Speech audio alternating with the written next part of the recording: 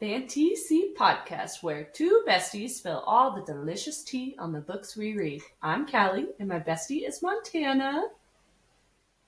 We are so excited to be starting our series on Fourth Wing. We'll be dividing the book into 8 sections. In each episode, we will dive into the characters, the world, the dragons, and signets, and even some fan theories. Please take note and prepare to enter Basgiath War College. Oh, wait, stop right there. It is that easy to get into the writer's quadrant.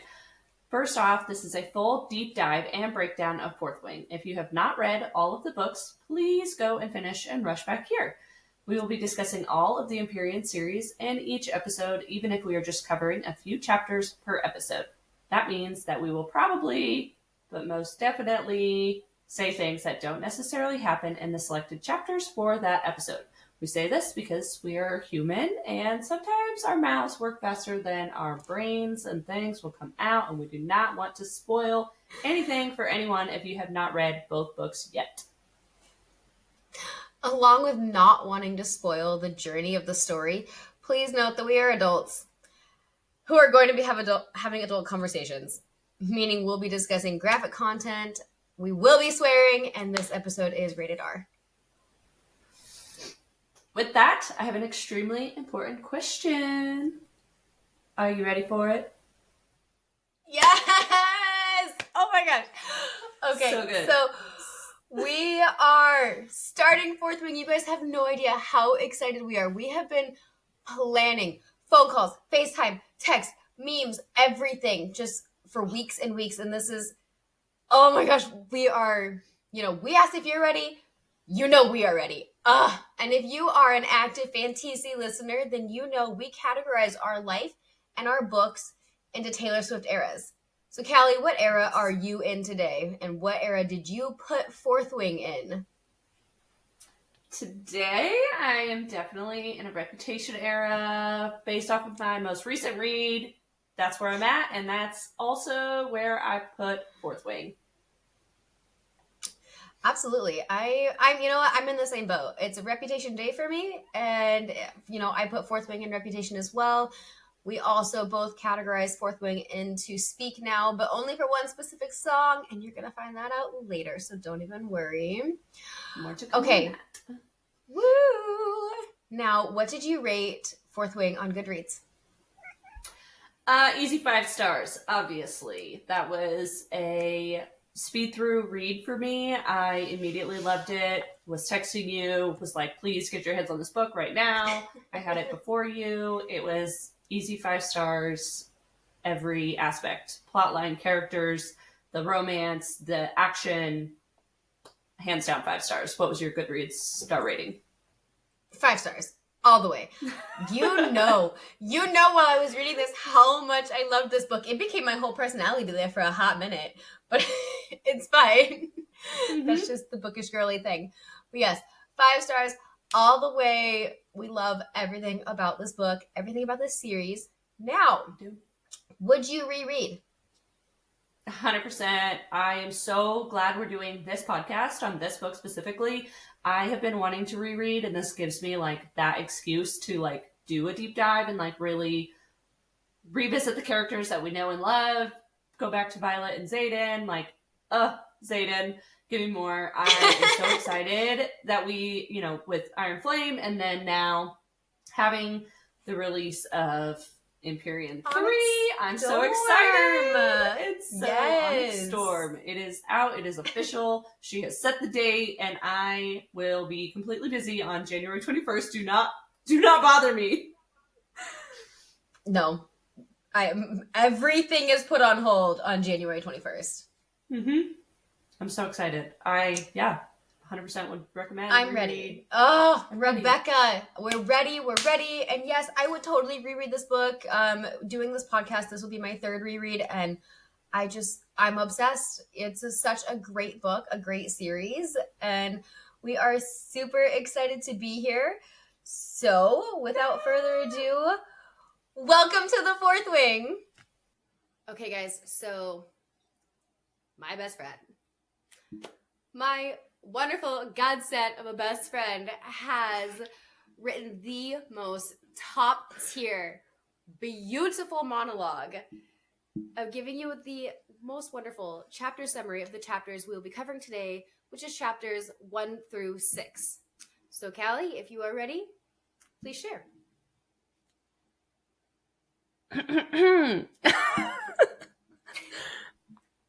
In a nutshell.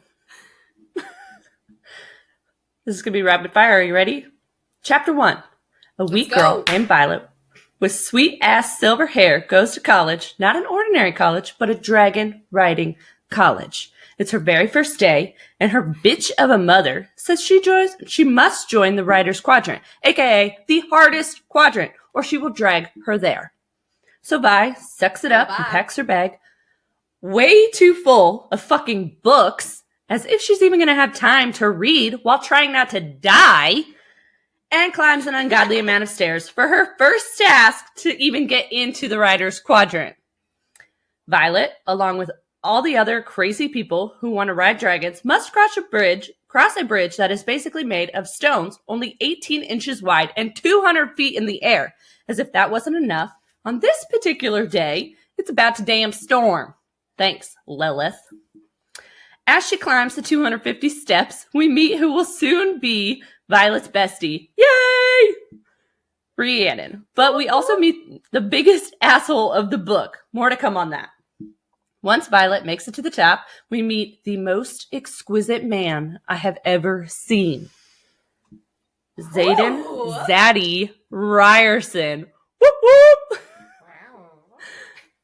Of course, that isn't enough drama, so we add in that he is the sole person who wants to murder her. Duh duh duh. No big. Chapter 2. Violet is next to cross the bridge of death, but there is one giant problem. Remember that asshole on the stairs? Yeah, well, his name is Jack, and he also wants to kill Vi. I think more for sport, but now Violet must rush across the parapet in order not to be thrown off. In order for her to remain focused, she babbles on and on using her freakish photographic memory, spewing facts about history. Exhausting, but she makes it. Phew! Chapter 3. As Violet makes her way into the Citadel to join the other cadets who have made it across the scary death bridge, she is reunited with her lifelong male bestie, who she notes is not cute, but gorgeous, the Dane fucking Ados. Immediately, Dane swoops in and is there to comfort Violet and attempt to sneak her over to the scribe quadrant. Note, though, she doesn't want to go. Back in the Citadel, we meet Commandant Panchek. He's a real pain in the ass, more like. Congratulations to the 301 candidates who made it across the parapet and to the 67 who did not. We commend your souls to Malik. Sorry. Panchek starts barking orders at the remaining candidates and forces them all to line up military style into sections. Something crazy like head, foot, and mouth disease or something. I'm just kidding. These sections are Flame, Claw, and Tail, a part of 3 squads per section and 4 different wings. Violet and Rhiannon are assigned to Second Squad Flame Section, Second Wing with Dane. Phew, what a relief! But wait! Wow. Whispers in the background, and turns out they are reassigned to 4th Wing under Xaden, Wing Leader Xaden. For fuck's sake, what could be worse? Xaden then climbs on his soapbox and starts screaming and chanting to his wing. You feel pretty invincible, right? You probably feel pretty badass right now, huh? Suddenly, his speech is cut short when a riot of dragons comes barreling into sight, their ginormous bodies coming to rest on a 10-foot wide stone wall. Just Kevin Hart up in here, put fire on these bitches one time, as the dragons scorch cadets who they deem weak. Make that 70 dead now. This college is not for the weak or fragile. We close this chapter with Zaddy, quote, to them, you are just prey, end quote. Yikes. I don't think I would last a second in front of a dragon. Chapter 4. New day, new challenges. It's the first day of classes and Violet's first day of sparring. Better toughen up, Buttercup. In this chapter, we really start to see how observant Violet is, piecing together riders and dragons, in particular, Xaden. However, we also see Xaden piece together the connection between Dane and Violet, only making the target on her back that much bigger. Chapter 5. Welcome to your first battle brief. We join Vi among the other cadets, Rhiannon, Riddick, and even Jack, as they assess current issues across the country. The first sign of the falling wards are presented. But what does it mean? No one knows what it means, but it's provocative. Just kidding, that doesn't really apply here.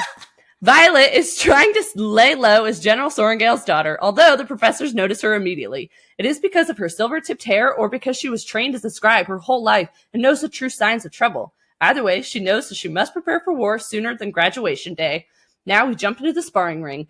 Violet is sizing up competition. Although every single person is twice her size and muscle, she remains optimistic. It's good.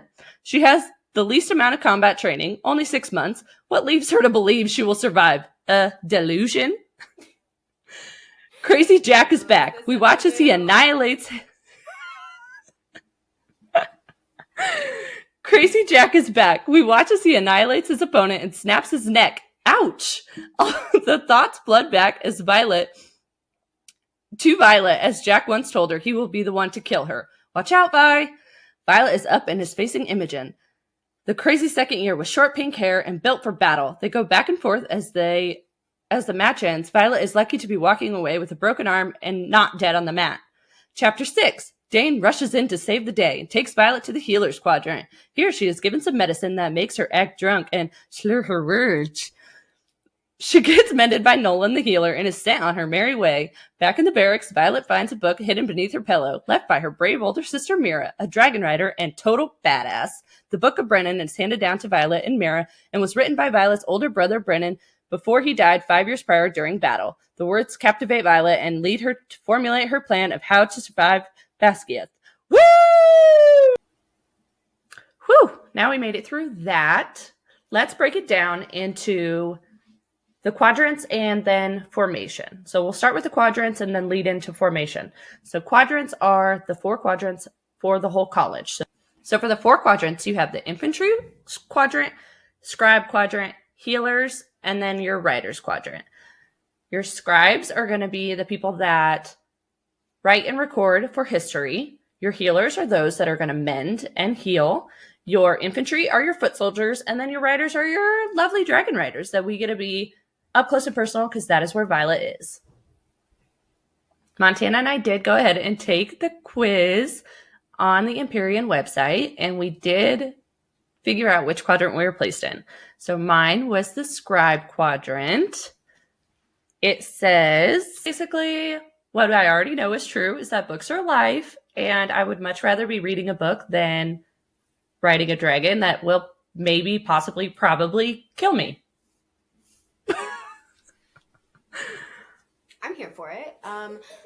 As much as you and I want to think that we belong in the writer's quadrant, we don't. We really don't. No. I love them from afar, but I'm a baby. See, I want a dragon so bad. It's fine. I got the healer quadrant, funny enough. So the first time we took this quiz, Callie had still gotten scribes, but I got infantry, and now I'm on healer. So I was like, what's changed in like the last 6 months since I took this quiz?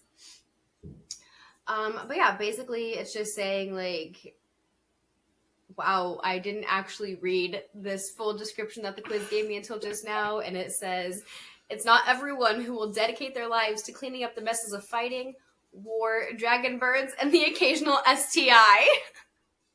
Oh. Someone's got to do it. And while sometimes people get annoyed when you know what's best for everyone, at least you never have to worry about someone stabbing you in your sleep. Well, I'll take that. You could sleep at night in peace, and I'm here for that. I'm good with that. So to break down the formations of the writer's quadrant, there are 4 different wings, obviously 1st, 2nd, 3rd, and 4th. But clearly, we're going to be focusing on the 4th wing. Duh. So every wing has a wing leader. And as Callie so lovingly told us in her monologue, Zayden Zaddy Ryerson is our wing leader. Preach. And then you move into the executive officer, which is Zayden's bestie, Garrick. Duh. And then you have the 3 sections. So the wing leader and the executive officer oversee the 3 sections And within those 3 sections are the squads. And squads are made up from 15 to 20 people, roughly. Mm-hmm. So our 3 sections are claw, flame, and tail. And not head, foot, mouth. Our girl Violet, not hand, foot, mouth. Our girl Violet is in the flame section. The squad leader of the flame section is none other than her bestie, Daenados. And the executive officer of second squad is Sienna. So that's our rough breakdown of what we know right now and what our formations are going to look like throughout the entirety of Fourth Wing. Okay, so we are going to start our dive into Chapter 1. Before you guys say anything, we know there is a lot of back and forth and confusion on pronunciation between how Rebecca intended it, how it's said in Scottish Gaelic. We're just kind of rolling with it. Don't come for us. Callie, why don't you give us a nice Chapter 1 summary? Okay, Chapter 1, Conscription Day at Basgiath War College. We meet Violet as she's heading into her mother's office. She is set to cross a parapet today and become a cadet in the Riders' Quadrant. We learn that her father has since passed and was a scribe, which is also what Violet actually wanted to attend the War College as, to follow her footsteps. Instead, her mother forces her into the Riders' Quadrant. We learn that Violet's body type is less than ideal for the challenges she is about to face, as she climbs all 250 steps to reach the top of the turret to cross the parapet. Will she survive and make it across, or will Xaden Ryerson kill her before she gets a chance? Dun, dun, dun. Dun, dun, dun. What is to come? I love it. The very beginning. That was so perfect. The very beginning of the chapter, before you even jump into the chapter, they have the quote from Article 1, Section 1 of the Dragon Rider's Codex. A dragon without its rider is a tragedy. A rider without their dragon is dead.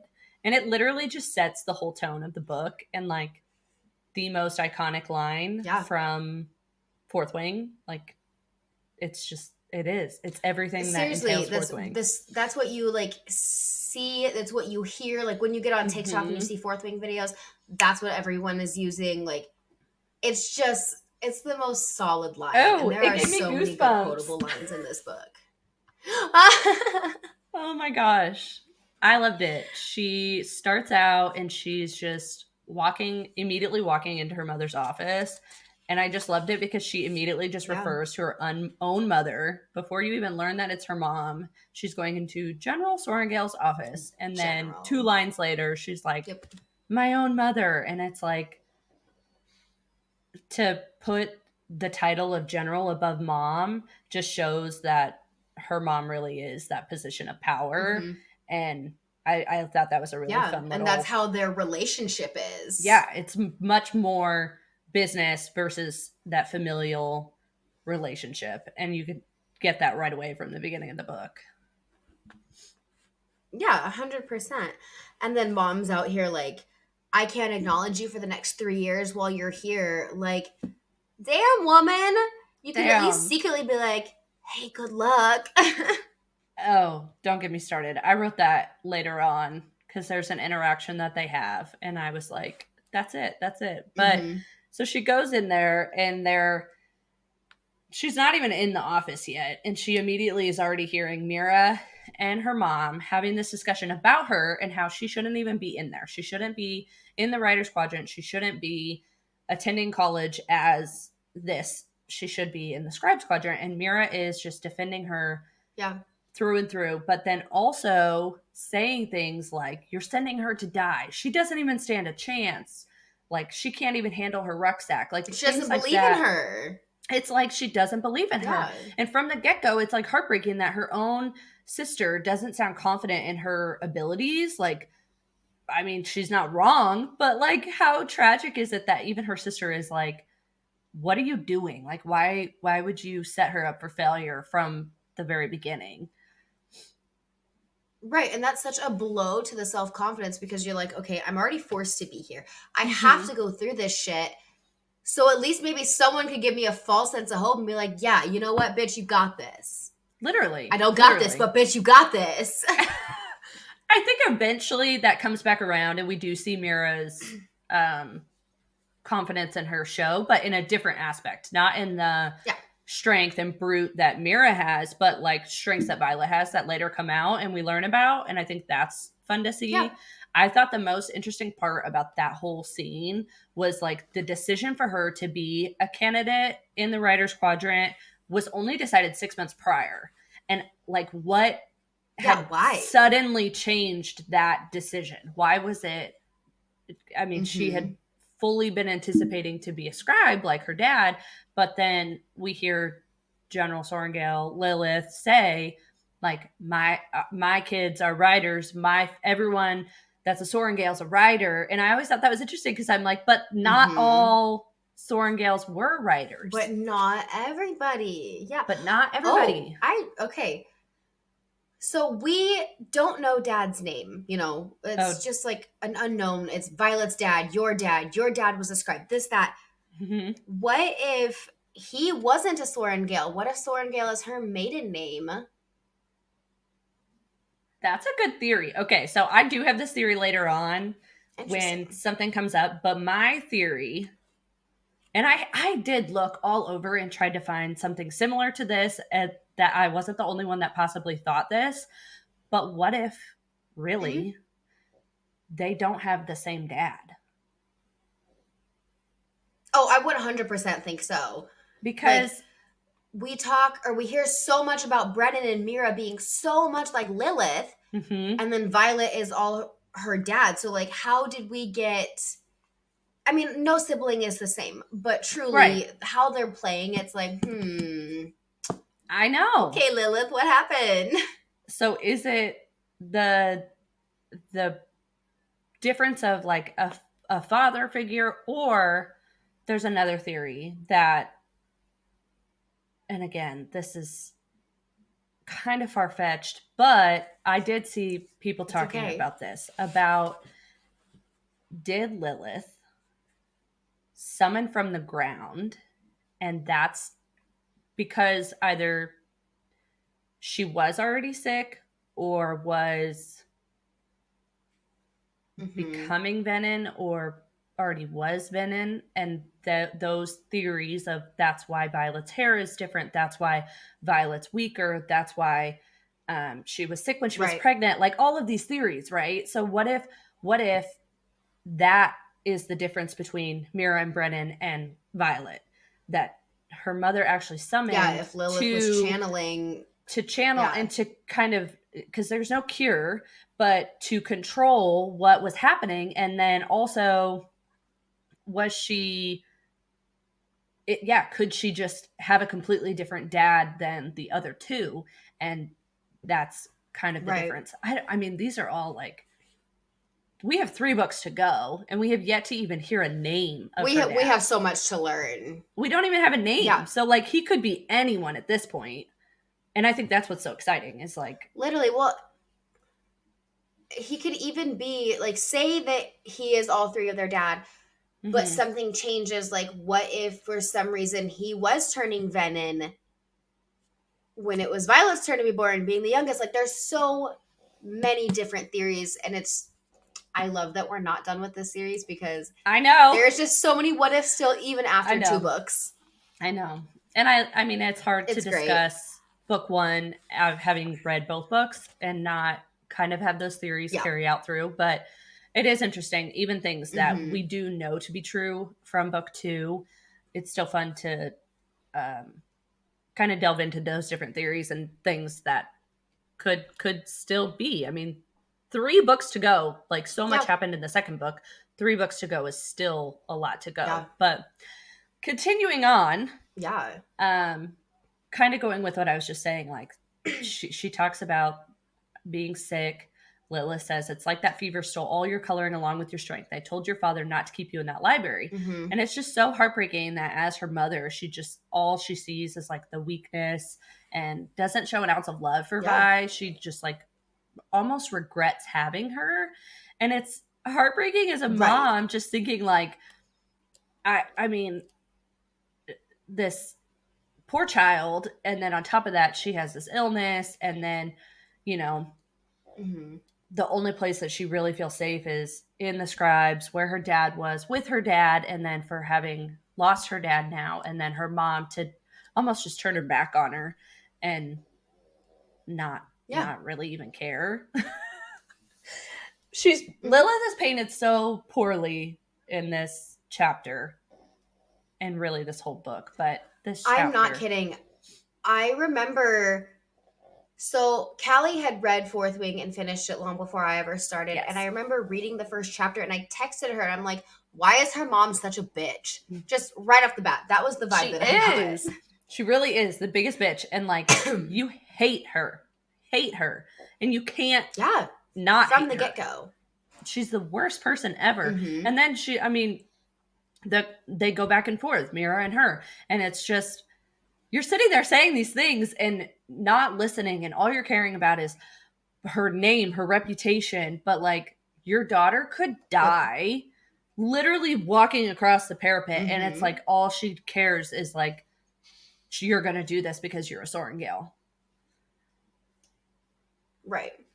Well, and it's interesting because, you know, in chapter 1 that we find out Lilith, her signet is storm wielding, and it just so happens to start storming really bad when Violet crosses the parapet. Like, you know, it could have just happened. Or Lilith, what are you doing, homegirl? Why? Right. Why are you doing this to your daughter? Like, are you trying to make it harder for her? Are you trying to kill her? That theory is common. That she was attempting to kill Violet. I don't think she's that bad that she. Wow, that was like a very Midwestern A. I don't think she's that bad that she would. Bad. I don't think she's that bad that she would kill her own daughter. But I do think the underlying storm that was going on, I don't know if it was stress related or if it was just like to prove a point that she's not going to favor her daughter, but I don't think she was trying to kill her. No, but definitely making it harder. Yeah. Everything about this is harsh. It's fine. Okay, so I have a question though. This is also... Oh, yeah, go. So why was Brennan never really talked about after he died? Like, was it because of the way he died, that it was part of the rebellion? Violet is like very aware that Brennan was the favorite child. So why wouldn't her mom be more open and sad about her child dying and that loss? Well, I know they do have their, you know, it's normal and like they're accustomed to burn everything of the person's belongings and then they bury or burn them and it could be in an unmarked grave. Like they really just don't do much after they die. But even still, like you'd think, okay, yeah, you followed your custom, but emotionally that is damaging for you. Okay, so random thought when I was rereading, and I didn't think this the first time, but I thought it this time. And I'm proud of it, so go with it. Okay, what voice or actress do you picture as Lilith? Because of how cold she is, and like after having finished the book and doing my reread, I can literally only picture Miranda Priestley from Devil Wears Prada, like dismissing her from The Office. Like she's just Meryl Streep. Like she's just like, that is all. You can go now. Meryl like Streep. I just 100% see Lilith. Yeah. Like. No, I know we've had this conversation, and when you asked me, I was just like, Meryl Streep, and you're like, yes, Meryl Streep. It is like to a T. She is literally Lilith. Like I don't know how to. I mean, and then Mira in that instance is Emily, and she's just like trying to stand her ground. And then there's Violet, who's Anne Hathaway's character. I can't even remember her name now, but like that's the dynamic of the three. That's the dynamic. Like Emily, who's there, she's stern, but still submissive to Miranda, which is Mira and Lilith. And then, I mean, it's just I gotta look this up because it's gonna bother me now. Like if you had to pick a perfect scene to describe that scene, like that's it. Andrea. Yeah, Andrea. It is like Andrea. It was gonna bother me. Yeah, I'm glad you looked because I literally couldn't remember. I have no extra brain cells today. I couldn't either. Okay, so Nope. her last interaction, possibly, is one where her mom over-explains how she can't give Violet any special treatment. The possibility of death is literally around the corner, and she does nothing to even acknowledge that she loves her. Not a hug or an I love you even whispered. She literally is just like, Yeah. dismissive. Like, okay, you can go, and that's it. And then Deuces, bitch. Yeah. But I'm like, that's your daughter, and you know she's climbing up to the top of the turret. She's gonna cross the parapet, and like in mere hours she could be dead, and you don't even give her a hug. There's not a second thought, and like that just shows like she really is just all business. It's so sad. It's like the most heartbreaking thing. I do like that. Sad. So even though Lilith has left us such a bad taste in our mouth, that Mira waits for Violet. You know, she pulls Violet in. She repacks her bag for her because she's like, no, you don't need all these books. This is too heavy. You're going to fall. Thank God for Mira. And then coming through, braiding her hair, new outfit, giving her the dragon scale corset. Like, I know. Just all of that. Like, Mira truly, really came through for Violet at this point. And, you know, it's also interesting because Mira's signet is also revealed at that point. And she talks about how, or not Mira's signet, I'm sorry, Mira's friend signet is revealed. And they talk about like size altering. And I'm like, oh, that's a really interesting signet. And then, you know, they make their dick joke.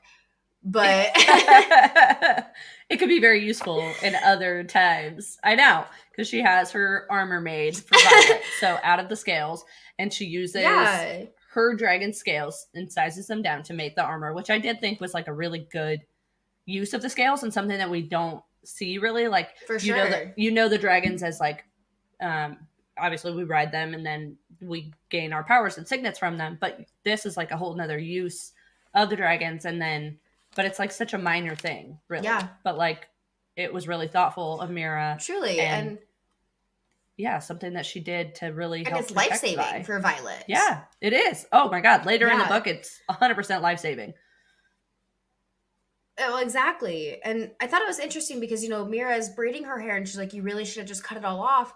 And everyone's going to know who you are just because of the color of your hair. And Violet's like, it doesn't matter how short, how long, my hair still loses pigment. I'm like, that's interesting.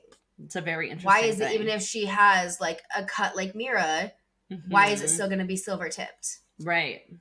It's a very interesting thing. I mean, that's one of those theories that there's more to Violet. And then as the book progresses and her signets, to what that means. Like, in an instance that she has or has gained power prior to even bonding a dragon.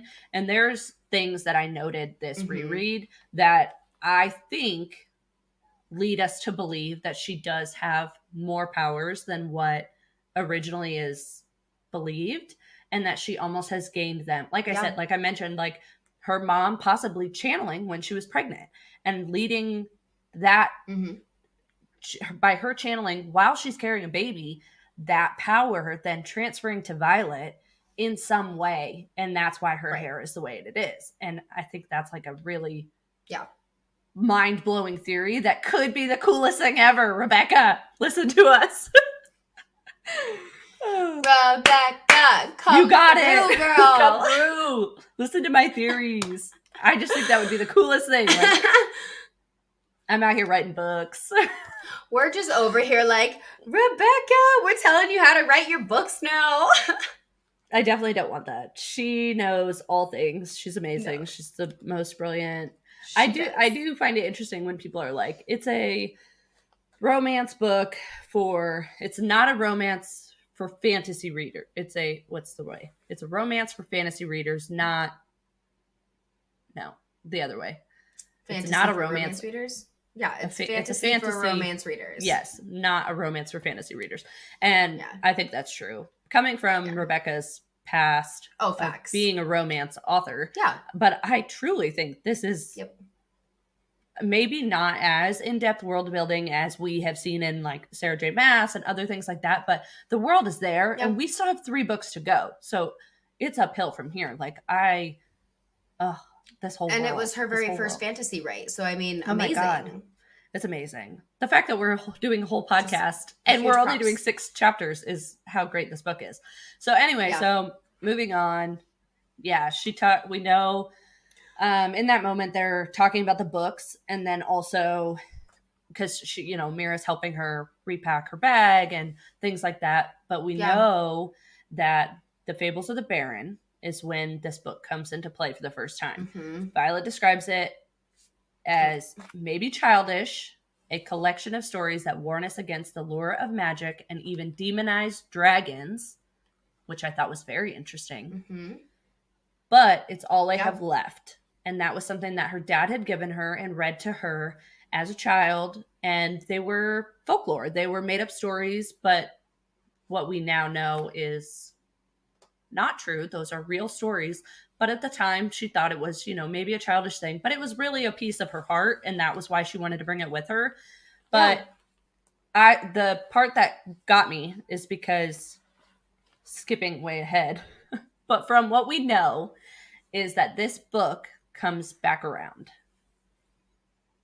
At what moment does Mira decide to sneak that book with her and take it with her to post? I would like to believe, because, you know, I don't want to jump too far ahead, so I'm not going to finish that thought. But I would like to believe that Mira, you know, she throws it off, tells Violet, like, you can't have it right now. Mm-hmm. You can have it in 3 years. Right. When you graduate.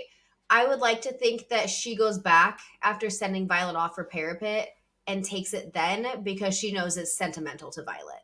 That's what my initial thought was just she kind of just like the older sister feels bad and like not pities, but just wants something, of sentiment for Violet. And so maybe that's the thing that she goes back and grabs. But I also thought it was interesting that because of, okay, I guess what you're saying.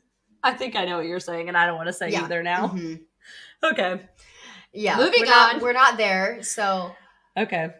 Whoa. Words are hard. It's hard for me not to want to say all the things. I know. Well, and I think, you know, it might also have been because, you know, it's sentimental to Violet, so Mira's like, I can get it to her.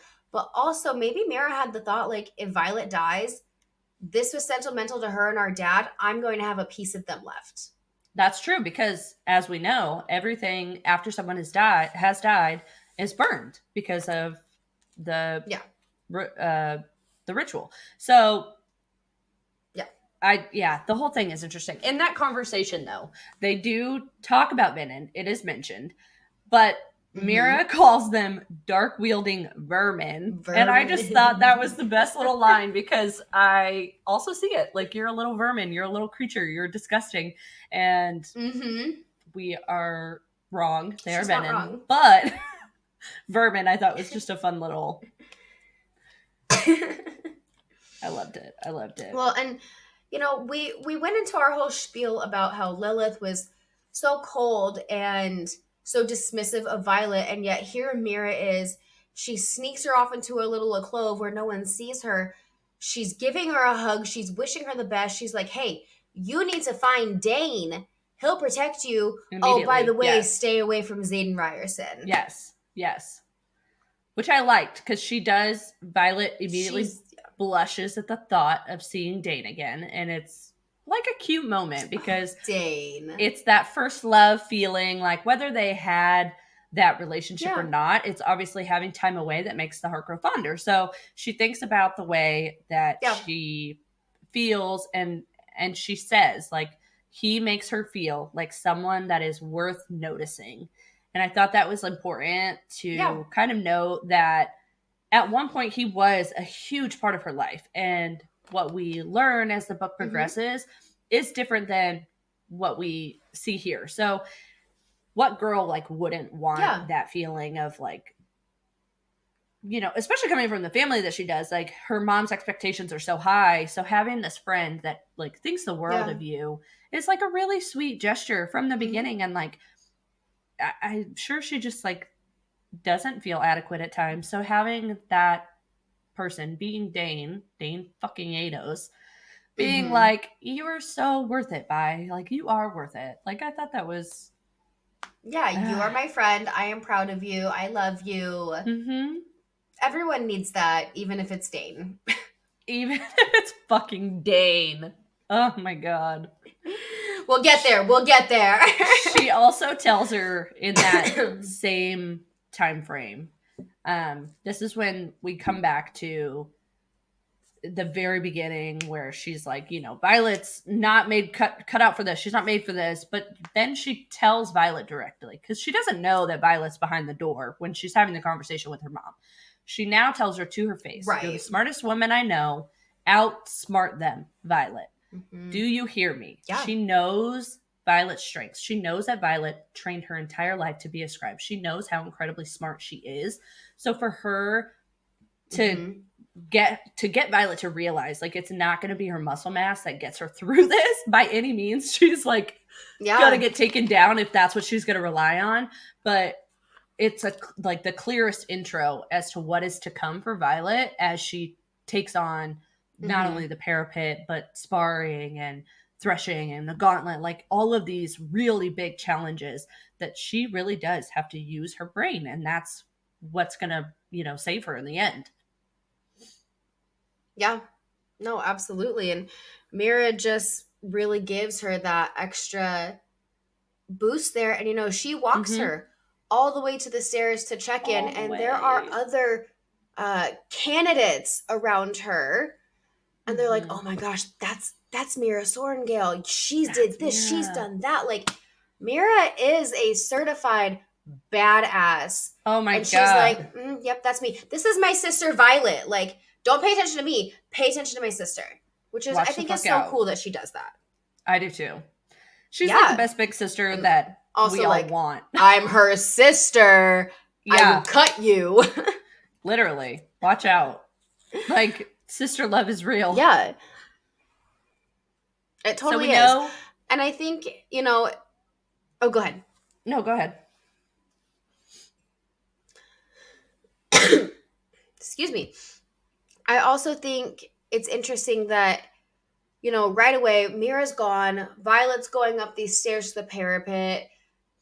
And we get Dylan and Rhiannon. Yes. We love them. And, you know, Mira's telling her, don't make friends. Make allies. But Violet's like, okay, do I make friends or do I make allies? Because these people are nice. Right. I just thought it was cool because, you know, Rhiannon immediately is like, I'm here for you. She does. She's the bestie that everyone needs. Like, everyone needs a Rhiannon. You're my Rhiannon. Thank you. Or I'm your Rhiannon. I don't know. Absolutely. But literally. Same. Like, you're mine. I'm yours. From the beginning. And I think that's what's interesting is because immediately after Mira says, like, don't make friends, she gets into the stairwell. And Mira's like, hi, I'm Rhiannon. And what'd I say? Yeah. So Rhiannon just immediately, like, introduces herself and wants to almost create that camaraderie right away. And then there's Dylan. Oh, sweet Dylan. Like, okay, he starts out. Sweet spring soul Dylan. I love him. He says, I feel like I've been waiting my entire life for this day. And then immediately after says, can you believe we get to do this? It's a dream come true. A dream come true. Fucking Rebecca, like, did not have to do him so dirty. Because these lines, like, you wouldn't grow attached to this random person had you not put a name to him, had you not learned his story. It's the very first chapter in the book, and like this sets the tone for the whole book. He says, I'm not dying. He then goes on to tell us his whole life story and how he is waiting to propose because his fiance feels like it is bad luck to do before he goes. So he has to wait until after graduation. So he just wanted the hard part behind he's him. He's carrying the ring. To be happy. He has the ring around his neck on a chain. He pulls it out. He shows Violet and Rhiannon. Like, so much love is in this. And he tucks it back in. He goes to cross and slips. She really did that to us. Chapter 1. Dylan, I'm still not okay. It's the most painful thing ever. Like, Yeah, chapter it really one. is. Like, chapter 1. Why did you do that? He had such high hopes for his life. I know. And as much as I want to, later people will be like, they're still alive. I mean, Dylan's dead. But, God. Dylan do is we think dead and at gone. some point we could maybe cross paths with his fiance? Far-fetched, but... Ooh, that would be fun. That would be fun. Maybe. Just I did think, because... What if she was a Griffin flyer?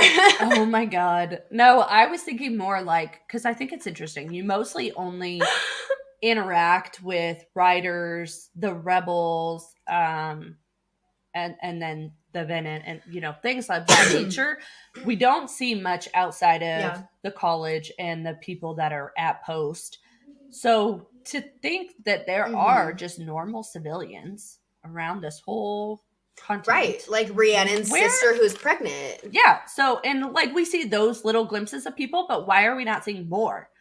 Like, there are so many people. Like, what are all these people doing?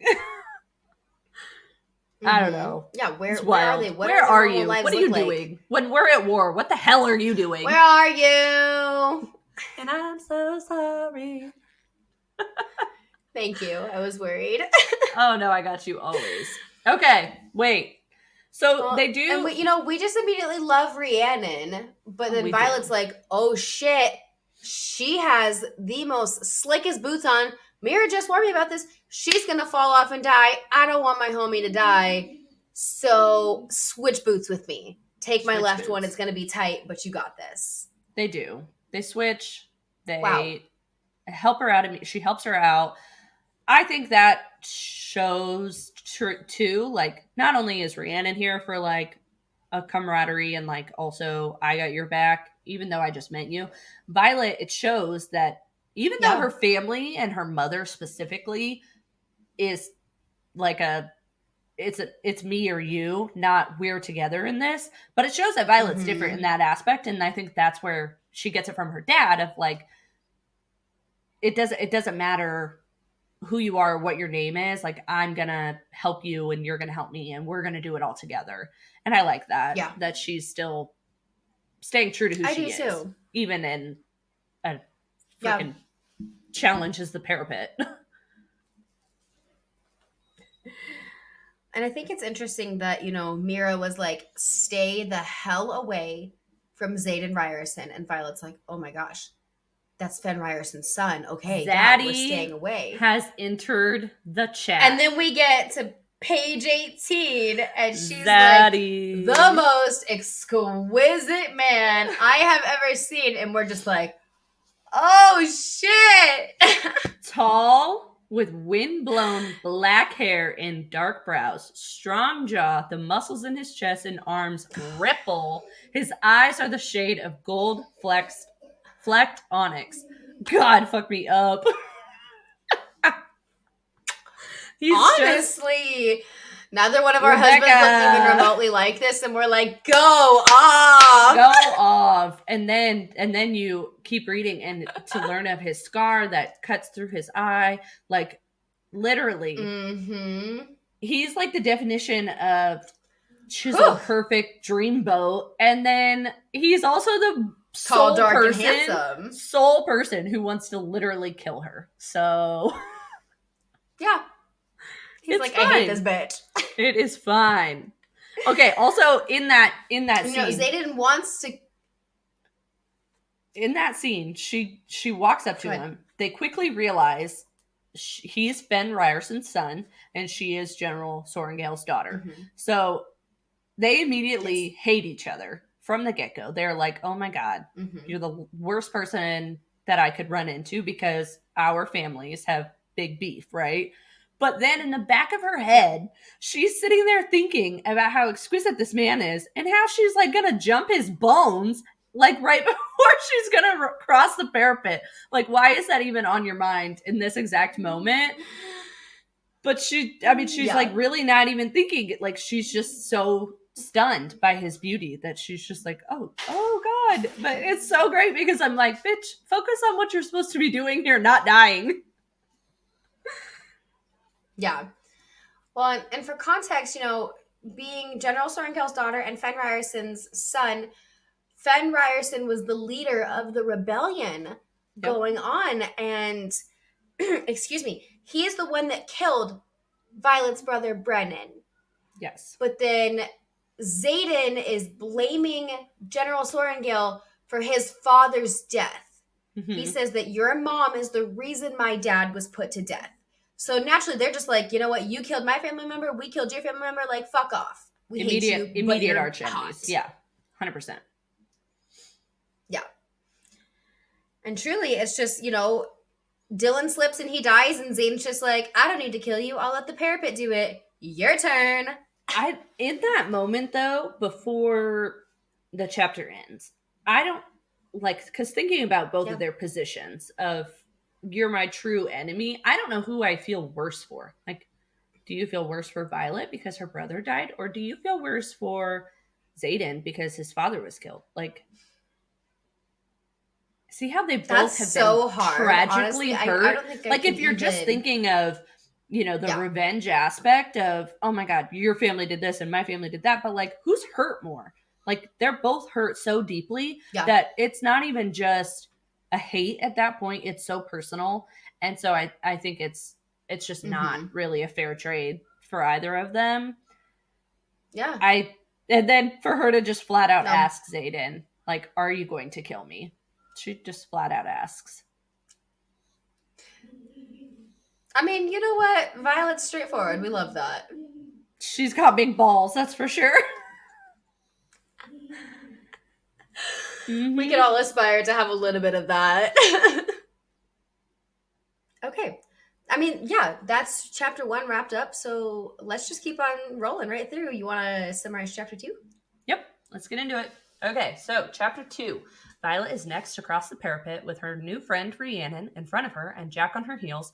Violet carefully makes her way across the 200-foot-high and 18-inch wide death bridge. She starts strong, but as the wind starts to pick up, she becomes uneasy as her rucksack throws off her balance. Or is it the fact she only has one boot with any grip and a riding boot on the other foot? Either way, as she makes her way across the parapet, she can feel Jack catching up as he senselessly throws another candidate from the parapet to his death. Violet begins to panic and loses her balance, sending her to her knees and sending immense pain into her bones. She now needs to muster the strength to keep going or face Jack. Dun, dun, dun. It's an intense chapter, even being short. This is a very short chapter, but I feel like these are pivotal moments for Violet as she is about to enter the Writer's Quadrant. I mean, this is the first test that she'll face that I think it's not easy, but she's got it. She's got it. So Rhiannon steps out onto the parapet. And that's really where we start getting the... Go ahead. Oh, I was just going to say, this is really where we start getting the mantra of, I will not die today. Yes. I did start counting, and I think there was 2 in this chapter, but then it still continues into chapter 3. And so we should keep a tally for the whole book of I will not die today, because that is it's constant in Violet's head. And I think it's important that she, not just, I can do it, or I can do hard things. It's, I will not die today. And she says it nearly every day. So to have that mindset is really a testament to how trivial this book is. It's challenge after challenge after challenge. And we see Violet face them over and over again. And it's like, my God, you don't catch a break ever. But so Rhiannon steps onto the parapet and Vi sends up a silent prayer to Xenal, the god of luck. This is the second or third god that is mentioned so far in the book. We don't really have a lot of information on them, but as I was rereading, I have a theory, and it's kind of interesting. So as I was rereading, I noticed the mentions more than my initial read because they didn't seem important to the real overall story. But why are they mentioned? There's a reason that they're mentioned, I think. So I think there is more to them. Yeah. We still have 3 books to go. No, there has to be. There has to be. Yeah. So what we know so far is that Malik is mentioned the most. He's the god of death. We commend their souls to Malik. We hear that. We'll hear that in the next chapter. We know Rhiannon. All the time. Yeah. In the first chapter, Rhiannon is described as looking like the renderings of Amari, who is the queen of the gods, which is also later mentioned when we are in Arasia, where there's a temple dedicated to her. And then we have Dune, the god of strength and war, and then Zenal, I think that's how you say that, the god of luck, who Violet mentions has a soft spot for her. It couldn't just be like part of the world building, or which it could very well be, like it could just be Rebecca's way of introducing these gods and like maybe how the formation like the whole world was built, but it also could lead into more about Venin and their creation, and possibly do we see these gods come into play more in like a physical way in the books to come, because we know that this war is ongoing. Outside of just being mentioned, so is there more to it? That's something that I'm interested as we keep going, as we keep getting more of the Empyrean series. Like, I just feel like there has to be more as to why these gods are mentioned, because as of right now, they're just little snippets here and there. There isn't a pivotal role that they're playing other than, when people died, they commend their souls to Malik. Like, that's a very common one. But there's got to be more. There has to be more. Authors don't write things without another purpose. A purpose. Yeah. Everything is planned out. No, and if 100%. I know Rebecca, there's something there. There's something there. There has to be. So before Violet even crosses the parapet, it's starting to storm. And there's a quote that I had caught in my second read of this book that I thought was really interesting. Yeah. We won't dive too deep into it just because we haven't gotten to that part of the book yet. But the quote is, so Violet says, I've always loved the nights where storms beat against the fortress window, both illuminating and throwing shadows over the books I curled up with. If you know, you know. If you know, you know. We'll just keep that in mind as we keep going. Yeah. It's important. It's all important. It's all relevant. Like we said. It is. Everything it's has great a purpose. Foreshadowing. And I thought that's it was a good so foreshadowing cool. moment. And I liked it. Absolutely. I like when you do a reread, those things that stand out that really do come into play. But it's now Violet's turn. You just catch those Easter eggs. Yes. Oh, Easter eggs. I love them. It's Violet's turn to cross the parapet. She tells him her name as she's getting ready to cross. One of the other riders on the turret mentions that she thought that General Sorrengail, that General Sorrengail only had one daughter. And I also thought that was interesting. Yeah. Because why is it just because we know that Brennan and Mira are both strong, independent, very like General Sorrengail, like through and through. And so maybe just Violet being younger, she's lesser known, or is it truly like back to these theories that Lilith, this is kind of where that theory came in, that it was maybe a secret that I don't even know how to describe it, that, Lilith possibly did have some kind of infidelity, and that is why Violet is so different. It just all leads back to why is there such a disconnect between Mira and Brennan and then Violet? And why is she so singled out by herself? Why is she so different from the others? Why is her hair different? And all of these little facts, but excuse me. But I don't know. And it could just be uncommon knowledge because, like I said, she's younger. She's the younger sister. She's the baby sister. But I just think those are all small details. But why say it then if it's not somewhat relevant? To keep note of. Yeah, just to keep note of, I guess. Yeah. It's again, there's a purpose. So what is the purpose? What is the purpose? Just tell me the answers. Tell me the answers. Well, and our girl Vi, she starts crossing and she's like, oh my gosh, this is scary shit. I need to distract myself. I can't sing, but I have knowledge.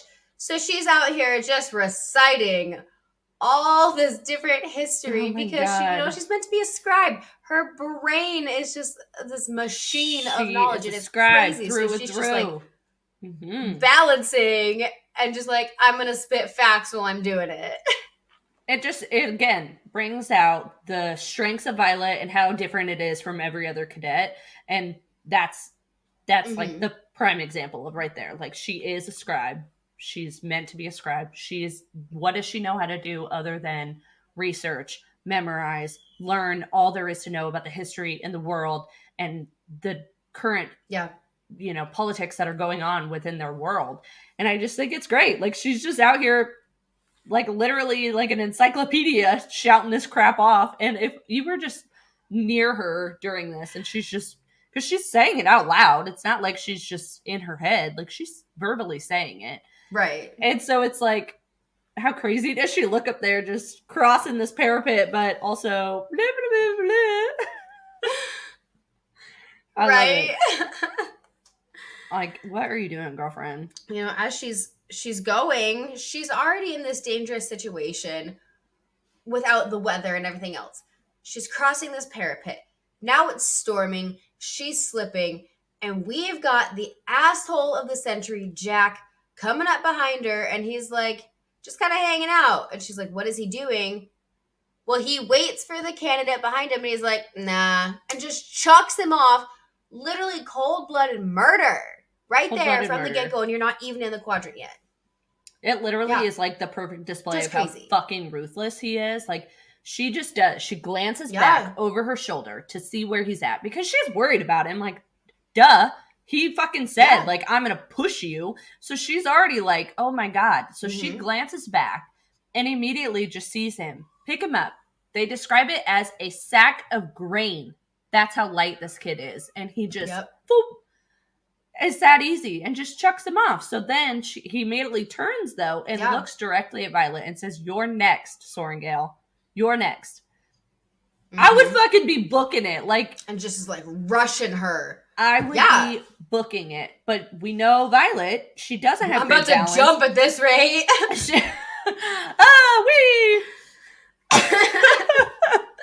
She doesn't have the balance. There's like a trampoline or a pool at the bottom. Just for Violet. The god of luck is out here with like a squishy little blanket. Like, here you go, bye.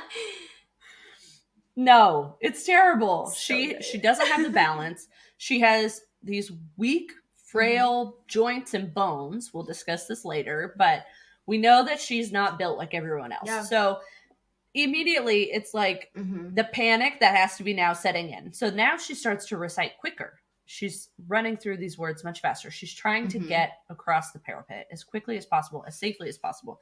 She slips, she falls, she hurts her leg, she hurts her knee. She's in immense pain.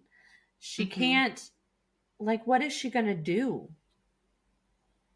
What is she going to do? She just has to keep going or Jack's going to kill her. I literally, if I was on the parapet, I'm not kidding, I would crawl. Like, I would be bear hugging it as much as I could. I've thought about that. Like, I was just thinking about it. Like, scoot? Can we inch? Like who said what are the rules here? Is it just a cross? I think you just have to cross. So I'm like on my hands and knees or like literally belly to the parapet, right? Like scooting my way across. But again, just like inching across. I would not be in the rider's quadrant. I'm not cut out for it. I know that. I know where I have my faults, and I would not. 200 feet in the air. I'm not afraid of heights. When I took the quiz, even that was one of the questions. I love roller coasters. I'm not afraid of heights. Yeah. To an extent, if I'm out in the open, that's a different story. That's a whole different ballgame. So if you're on top of this parapet and it's storming, it's now windy, it's raining, it's slippery. Like all of these are factors. These are big factors that are now coming into play. And you have fucking Jack Barlow on your ass trying to push you off. Like I would be freaking the fuck out. So no, I would be crawling quickly. I would be crawling quickly across. I'm telling you, my toxic trait is like, I was the gymnast. I could do the parapet, but... Oh my God. I don't know. My toxic trait is not that. So no, great. That is so your toxic trait. You would be like, it's no big deal. You'd be like, watch this, backflip. Falls to her death. Like, oh, you want to see my cartwheel off? Cool. Oh my god. Okay, so she Got makes it. it to the end of the parapet. She is now in between the walls. She quickly runs to the very end. Yeah. She gets down onto the other turret, right? But here is where that This is quote such comes a back solid into part play. of this book. This is where the quote comes back into play. So now Jack fucking catches up to her. They are now face to face. She unsheaths her dagger. She has it. She's ready. But she also, she knows the rules. And Mira had told her, outsmart them. What does she do? Yeah. She fucking outsmarts him. She literally recites codex to him and how unlawful it is to cause harm to another while in formation or in the presence of a superior ranking cadet.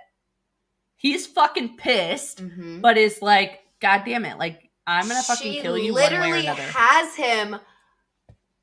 Yeah, and she literally has him by the balls. She literally has her dagger to his balls. She literally does.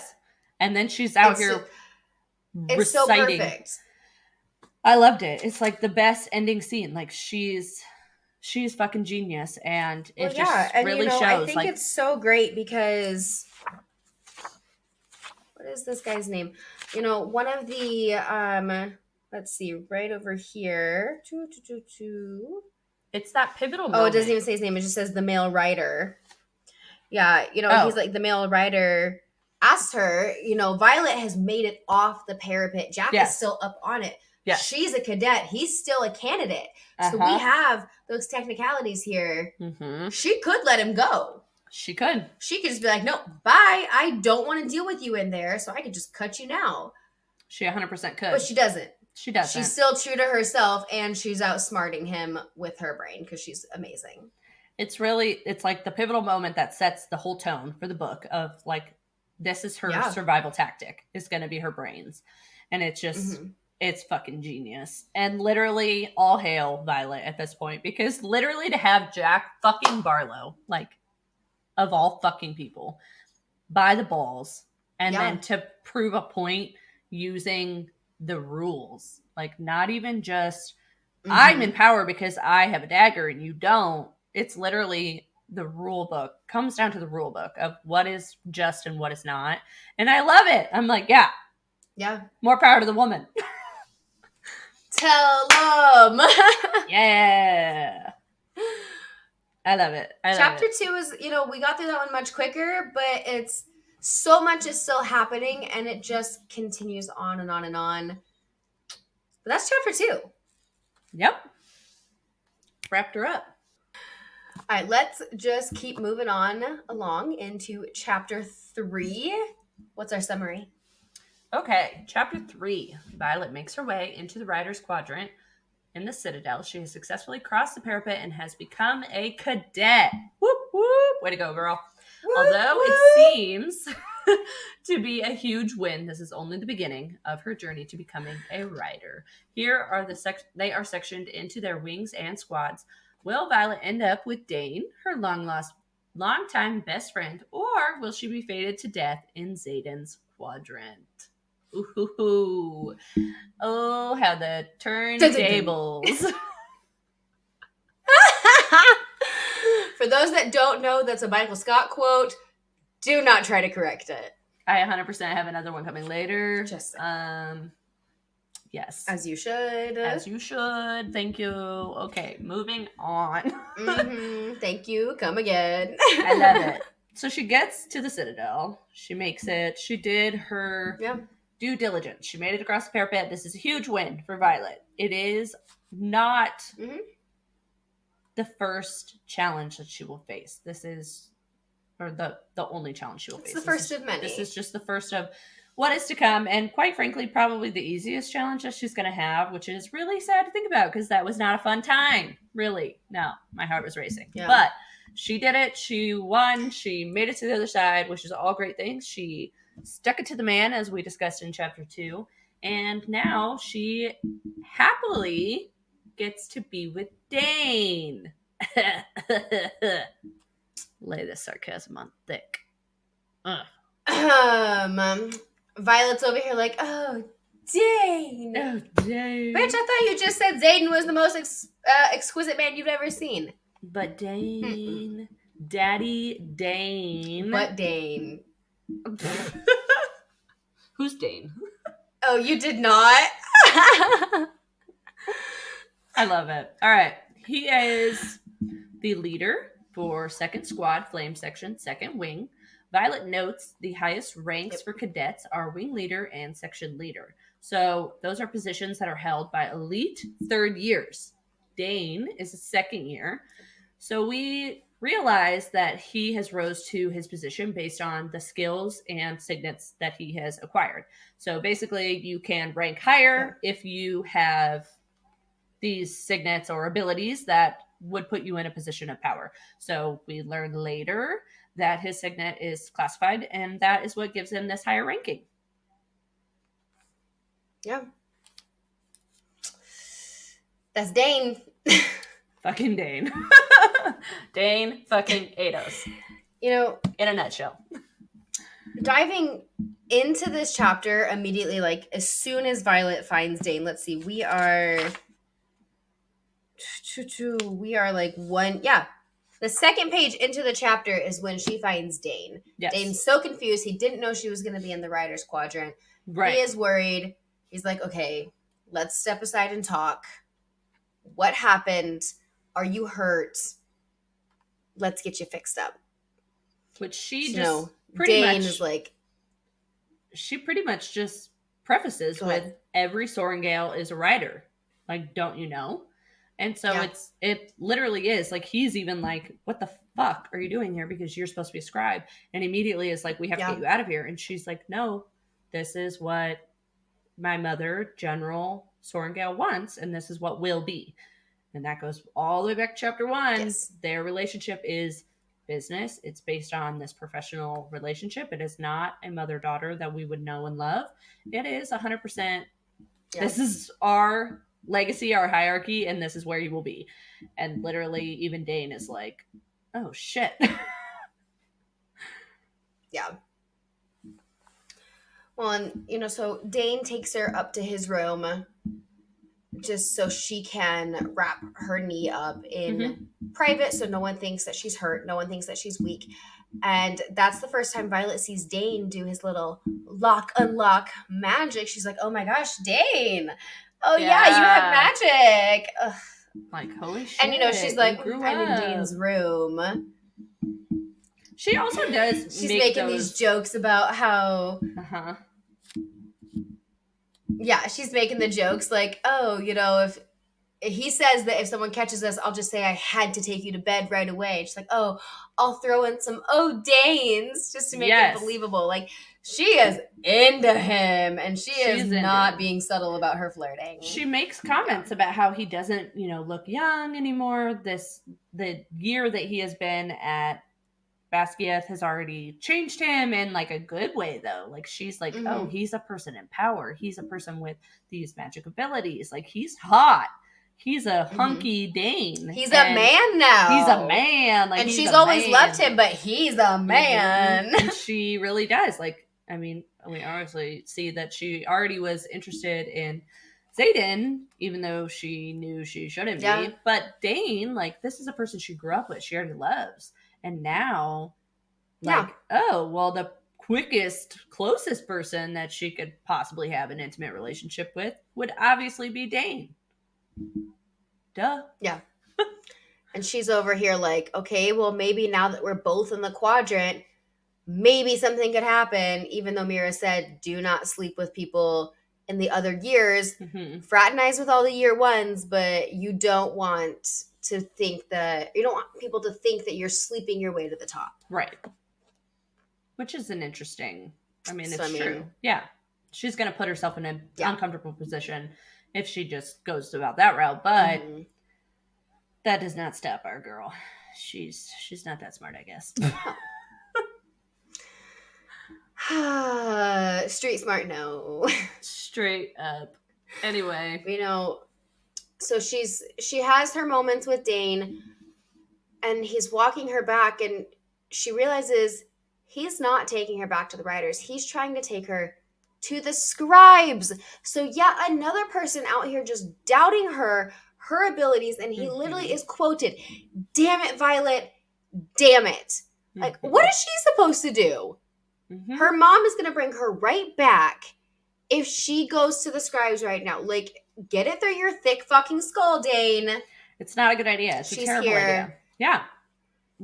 Truly. Yeah. She knows that if she even goes, it's not going to stick. So why even bother? And then on top of that, it's so frustrating to see like this one person that grew up with her, literally knows her, even probably better than Mira knows her, doubt her and truly think like, oh, well, you're never going to survive here. And that's the person that's supposed to be there and almost be like her number one cheerleader. Like, he does know her the very best. Yeah. And he's immediately like, oh my God, this is the worst thing ever. You have to get out of here. And that's so heartbreaking. And then on top of that, like, I wouldn't even want to associate with him if that's how, you know, he felt towards her. I mean, it's just like, why? Help me succeed. And instead you just want to push me to the side and like get me out of your way almost. Yeah. Pretty much, yeah. And he's out here like, please let me save you. Okay, she just crossed the parapet with someone trying to murder her in the middle of a storm. Let her save herself. Muck duck. Ours are too aggressive. Muck duck. It's menacing. It's too menacing. That's why it's called murder and not muck duck. Okay. I love it. But, you know, Dane's like, okay, you know what? You trust Rhiannon. I'm going to trust her because you trust her. Go tell that girl over there, a.k.a. Amber, that you two are in my squad. If she questions it, just tell her that she owes me. Okay. Oh, which also was a fun little... that later. Yeah, there was a fun little... right there because he catches himself. He said they were involved. I think that's how he says it. And it's like he doesn't want to admit that he already has had these sexual relationships, but obviously that's what the innuendo is. And I think he's almost not embarrassed, but maybe feels like he shouldn't share that with Violet, even though they were best friends. Yeah, because he can, you know, there is that like emotional tension, but also that history. And he's like, oh, do I share that? Is that going to be okay? How does she feel? How do I feel? Yeah. Yeah. Which is interesting. I liked it. I don't know either. But another thing that I caught on was when they come back out, Rhiannon has made a friend whose name is Tara. And Tara also plays a later role with our Riri girl. So I thought that was interesting. Like, first day, first meet cute, you know? A meet cute. It is also interesting that we learn General Milgren's signet in this chapter too. We do. Here is what we know about that. He can see the battle's outcome before it happens. So there are some faults to that, though. So although he knows the battle's outcome before anything even happens, it does have to be that if there's more than 3 marked ones, so we know that the marked ones are the children of the rebellion that were marked by General Milgren's dragon, and then forced into the Riders' Quadrant to basically pay the debts of their parents for being in the rebellion. So if there are 3 or more marked ones together, he cannot see what they're doing at all. So that is a huge fault to a signet. And then although it seems kind of like the greatest one, I did kind of think like there's a lack of information on his signet, and I kind of think it's for a specific reason. Like Rebecca maybe hasn't elaborated on it because it would be too easy if there's theories that he has precognition and, you know, being able to decipher these things and see these things at a very specific time, and like almost how far in advance does it go? Is it, and then also to what constitutes a battle. So if he can see the outcome of the battle, is it with 10 people? Is it with 100 people? Is it with, you know, 10,000 people? Like, what are the restrictions to the signet? So really, wouldn't it mean that they could just change their plan and like avoid the battle altogether. But then if they're changing the plan, then you're kind of altering the course of history and The what outcome. could happen. Yeah. So, Yeah. I mean, because it is so vague, I think there's going to be more to it later on and more to come into play as far as like his signets, whether like what's possible with it and it in itself and like his abilities, but also that precognition later on.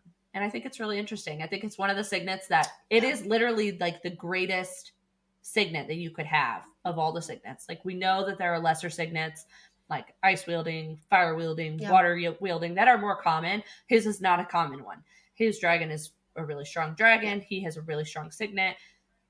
Why is it such a lesser known signet? Why is there not a lot of information on it? And I think it's really interesting. Like I do think with 3 books to come, there's a lot that could happen with it and General Melgren. Like really.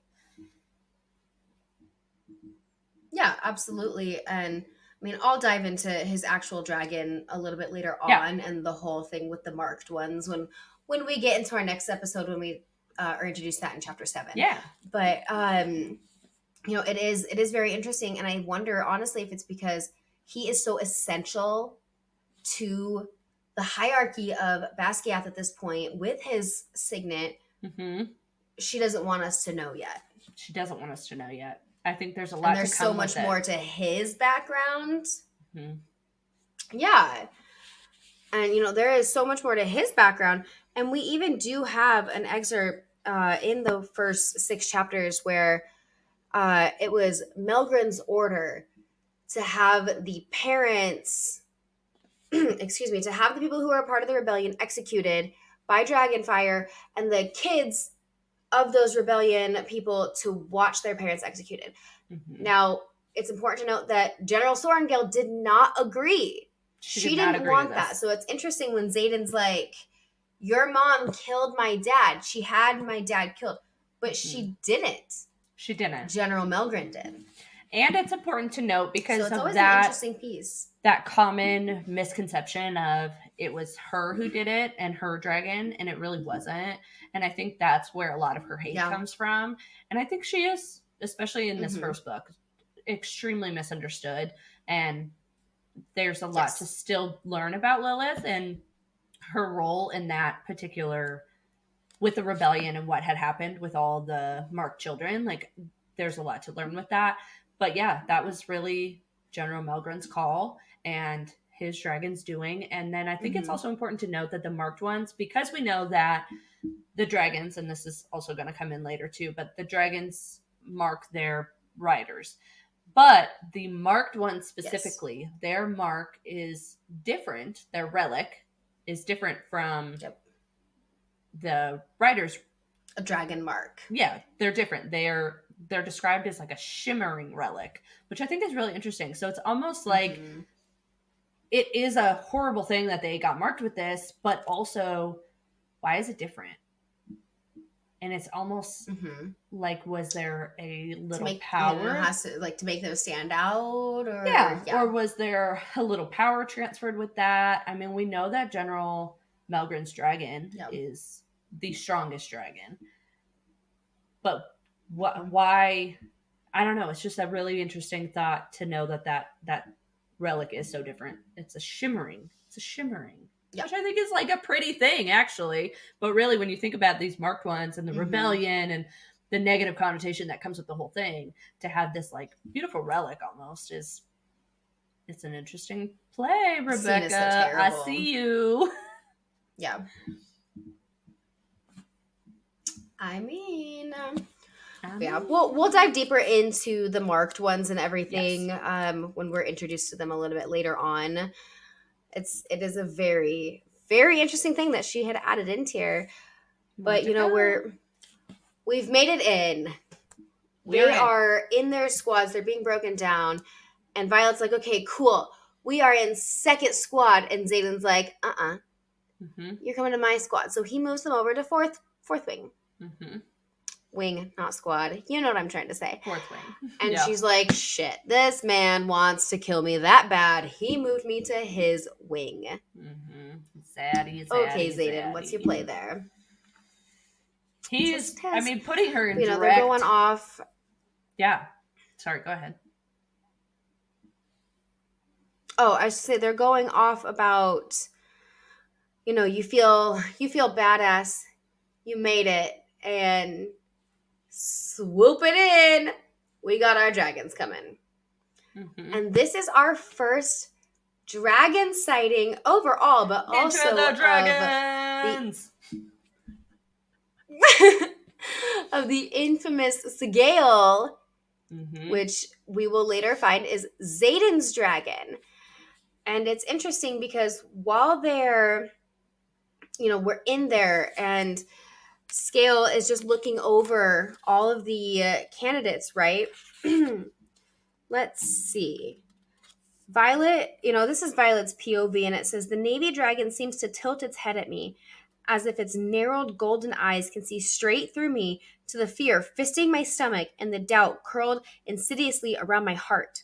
I bet it can even see the wrap binding my knee. It knows I'm at a disadvantage, that I'm too small to climb its foreleg and mount, too frail to ride. Dragons always know. But I will not run. I wouldn't be standing here if I'd quit every time something seemed impossible to overcome. I will not die today. Mm-hmm. And it's interesting that, Sigale is looking her over, just like, I'm assessing you. But then she's like, okay, I'm going to pay you no mind. I don't care. She then goes on. If Sigale really just saw weakness, she would have tortured her. Two beats before this, Sigale has literally scorched one or two cadets immediately just for being scared. A couple other people, yeah. Yeah, and they immediately broke formation and scorched them to the ground. Completely incinerated them. Yep. But it says, the dragon blinks, which might be a sign of approval or boredom, and looks away. Mm-hmm. So do we think that Sigale is already communicating with Taryn at this time, in this moment, about Violet, and that is why we see him later on at Threshing? Or is it because we know that Sigale and Zayden, again, these are foreshadowing moments, but we know that they can communicate, yes. And do we think there's a conversation being had about who she is and the power that she might one day possess? Or is the conversation more along the lines of Sigale, assessing her, sizing her up, seeing that she's a weakness, wanting to kill her for being weak and frail, and Zayden is just reassuring her that he will be he will end her and off her, and Sigale doesn't need to worry about her? Because I could see it really both ways in this particular moment, but that's kind of that foreshadowing moment of something just happened, and it's worth noting that Sigale notices her, and then what's to come. It's the first introduction to the mighty Sigale and her bitchiness. It is. And it's very interesting.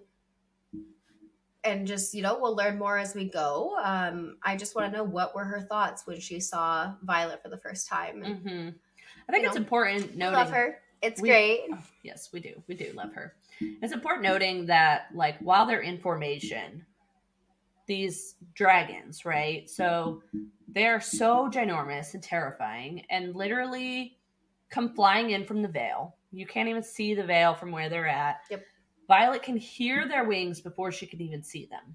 Then they come into view as a riot of dragons. It's described as a riot of dragons, which I thought was beautiful. They are described as having huge, semi-translucent wings, razor-sharp talons, and fatal tails. They sit perched on the wall of the courtyard, which is now not just a wall, but built 10 foot wide to support the weight of these immense creatures. There are 3 dragons in shades of red, 2 shades of green, 1 brown, 1 orange, and 1 navy. That we obviously learn is Sigale.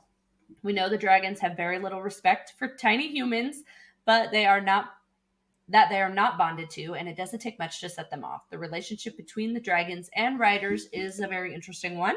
We know the dragons have been around for longer than any humans, so why do they even entertain bonding is beyond me, but we also know that they will do anything to protect their home, the Vale, from the Griffins and anything else that is at stake, So I just thought that was really interesting. Yeah, It kind of the gives threat. us the whole picture of the dragons and how immense and magical these creatures are, but also how deathly they are. And like we said, they literally will scorch you even if they think you're less than, because they're not going to put their selves and their veil and even, you know, the wing that everyone is in formation for at risk. And I like it. Yeah. And I do have some of that written in my notes about the actual dragon kind and the different ones that we meet and all of that. It's just how they don't need the humans in that aspect. They tolerate them enough to work together. And I think that's what's fun about them. Which is very interesting. Like, you really do know that, yeah, they don't need us, but somehow the relationship works. And later on, we see more of that, how that works with them and the bonded riders. But for now, that is where we will leave it. And that wraps chapter 3. It is interesting. Oh, sorry. Go ahead. Oh, I got one more for chapter 3. Okay, sorry. It's interesting because the very end, when Xaden is still going off, he's, you know, the dragons have torched people running away, and now he's like, you still feel badass? You still feel like you're going to be here? All of that. He says, a third of you again the year after that, and the same your last year. Talking about how many people are going to die each year. Yep. No one cares who your mommy or daddy is here. Hint at Violet, you know, jab there. Even King Torai's second son died during his threshing. So we know the king, who we don't really know a whole lot about at this rate, he just kind of oversees everything. His son went into the quadrant. Yep. And he didn't make it. So Xaden's right. They don't give two shits who you are or who you are related to, who you belong to, anything. A dragon won't care. The dragons do not care. They truly individually see each rider, and I think that's what's so powerful, is especially as we progress with Violet and her story, that everyone that does know her personally, her friends, her family, doubts her. But somehow these dragons really see Violet at her core. And I think it's the whole premise of this book is that really doesn't matter who you portray to be or who you think you are, like everyone will really see what is underlying. And I think it's great. It's a good little story. It's a feel good story. I'm here for it. And Violet's redemption. I think a good way to wrap up our chapter 3 thoughts here is a quote from our wonderful Creed Bratton. Yes. But instead of referencing Michael, we will reference the dragons and say, they don't give an F about nothing. Nope. I love it. Thank you, Creed. Nothing. It's great. Thank you. Thank you, Bobati Creed. All right. I mean, let's just keep on rolling. Chapter 4. Chapter 4 summary. So chapter 4 is a quick little chapter. So here we go. First day of classes is underway, and Violet has managed not to be murdered yet. Woohoo! She's really on a roll, I'm telling you. So today she will attend her first battle brief to discuss the latest news across the continent. That is, if she is there unharmed. What is gonna happen? I know. Do you know? You know. Okay. I know. I know. If you know, you know. Hopefully, if you're in this video, you know already. Because if you don't, the whole book is ruined. You better know. This whole book is ruined. Yeah, you're screwed. So they are preparing for their first classes. Rhiannon quickly heads back to the dorms because Violet is being basically catcalled by Dane. So Rhiannon does her solid. Like we said, she's a homegirl. She's a girl's girl. So she's like, bye, I got your books. I'll meet you there. We love it. So douchey Dane, or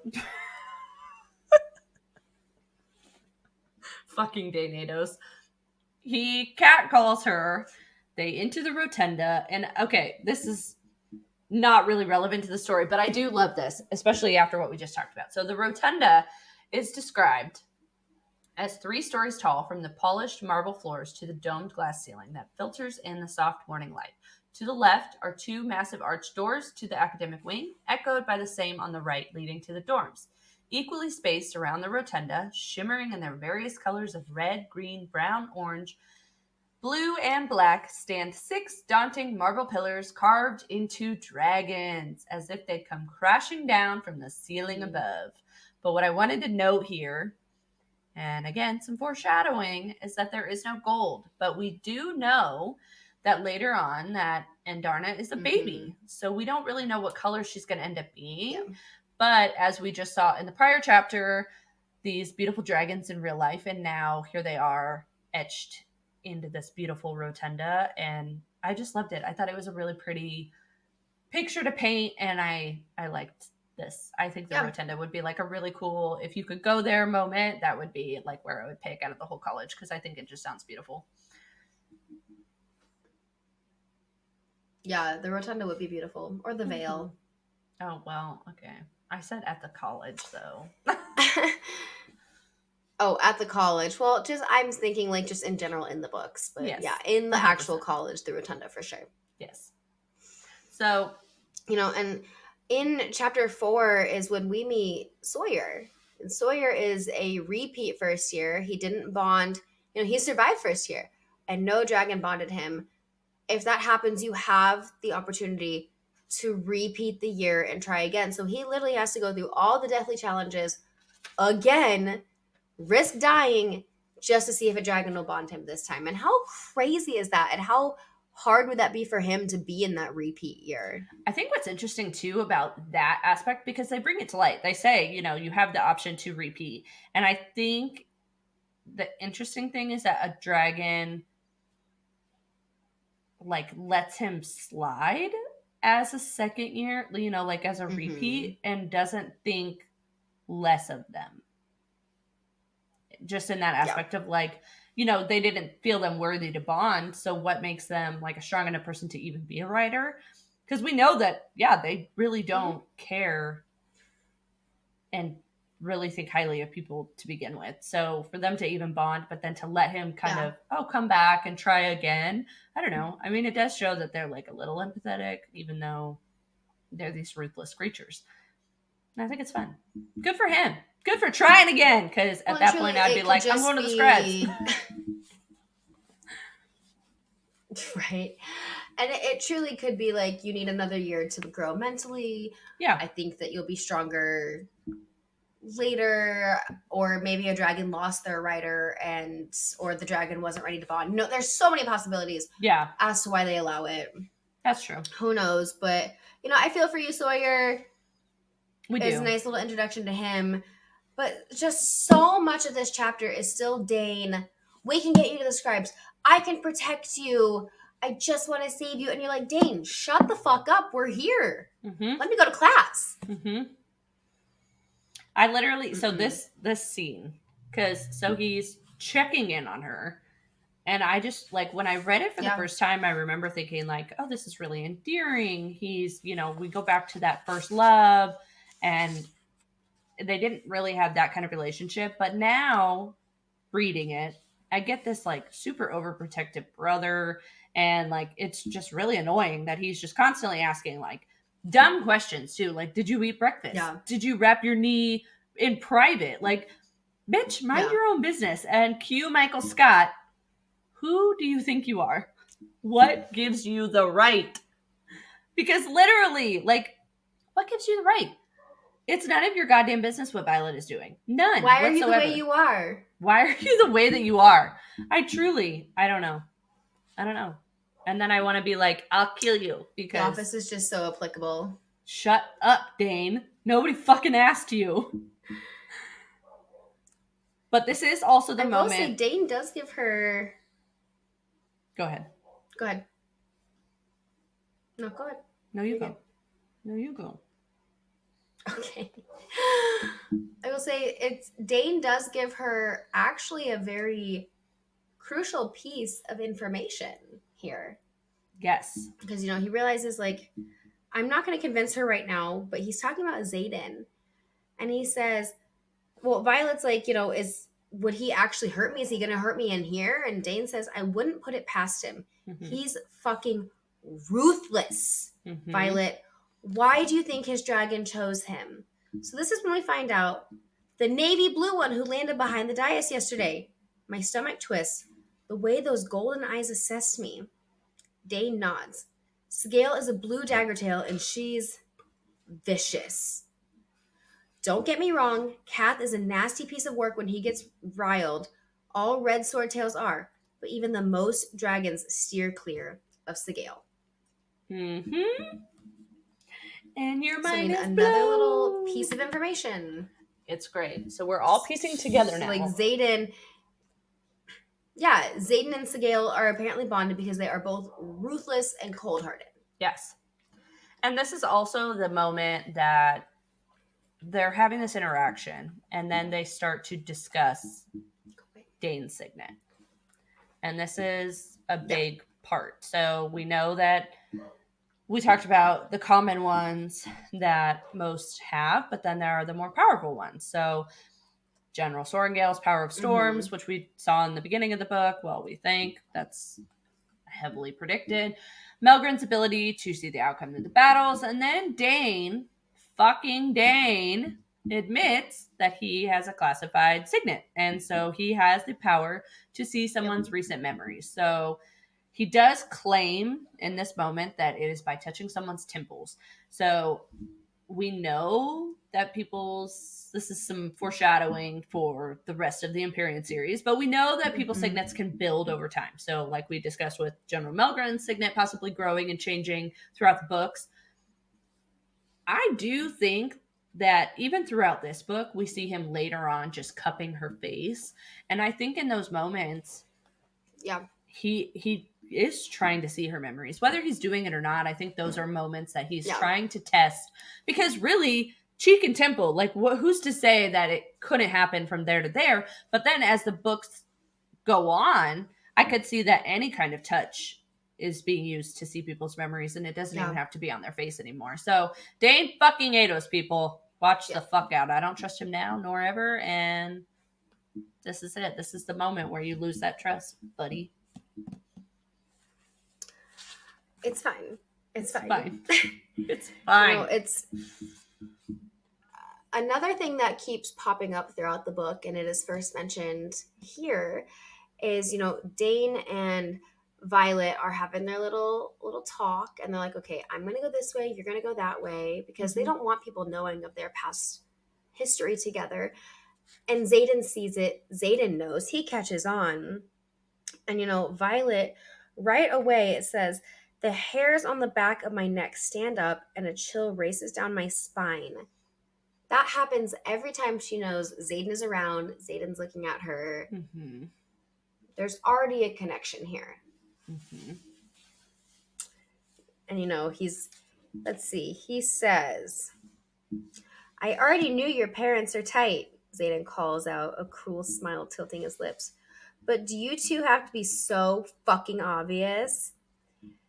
And, he calls them out like childhood friends, first love, and he starts to go down to talk to them, and Dane's like, run, Violet, right now. And that's the end of the chapter. That is the end, and we're like, okay, now we're in a class. I know, they end this chapter with, like, literally the biggest... They end this chapter with the biggest cliffhanger ever. Like, Xaden sees them, and that whole moment of her feeling him before she even sees him just goes back to all those theories of, like, her having some kind of ability that isn't discussed yet, even later in the book, from her dragons, from her signets. Those feelings that she gets, how could it be so strong for someone that you supposedly don't have any connection to? There's something more to her that I can't wait to find out as the books continue. But literally, this is one of those moments, those big foreshadowing moments that it has to be, because there's no explanation of how one person seemingly as normal and human as Violet, weak and frail and has no extra, abilities past, she's an incredibly smart girl, could feel someone's presence 3 stories above her. 3 stories. Right. Like, he's at the top of the rotunda and she's on the bottom floor. Like, this moment is crazy. and then thinking, Yeah. what is he going to do? I mean, she was just asking Dane, like, is he literally going to kill me in the middle of the hallway? And, like, this is that moment where Yeah. Dane's like, oh, fuck, yeah, he probably will. Run. Like, literally run. Yeah. And then it just ends. And then it just ends. And that's chapter 4. Woo! I will say, knowing that section of Dane telling Violet, Xaden and Sigale are bonded because they're both ruthless. Well, the excerpt in the beginning of chapter 3 is talking about blue dragons, which is Sigale. It says blue dragons descend from the, I'm not going to be able to say this properly, the extraordinary Gorm Phalius. I butchered that. I just know I did. That's okay. Line. Known for their formidable size, they are the most ruthless, especially in the case of the rare blue daggertail, whose knife-like spikes at the tip of their tail can disembowel an enemy with one flick. So it's just learning more and more of these little pieces about Sigale, and you're like, damn, she's serious business. She's terrifying. And to know that she's now bonded with this terrifying rider that Violet is already afraid of. Yeah. And now we have Sigale sizing her up, knowing what we know about her. It's just the suspense, the building that is happening between these two. It's great. Yeah. It's setting us up for even more. And into chapter 5. It is. Whoop, whoop. All right. Roll us off with our chapter 5 summary.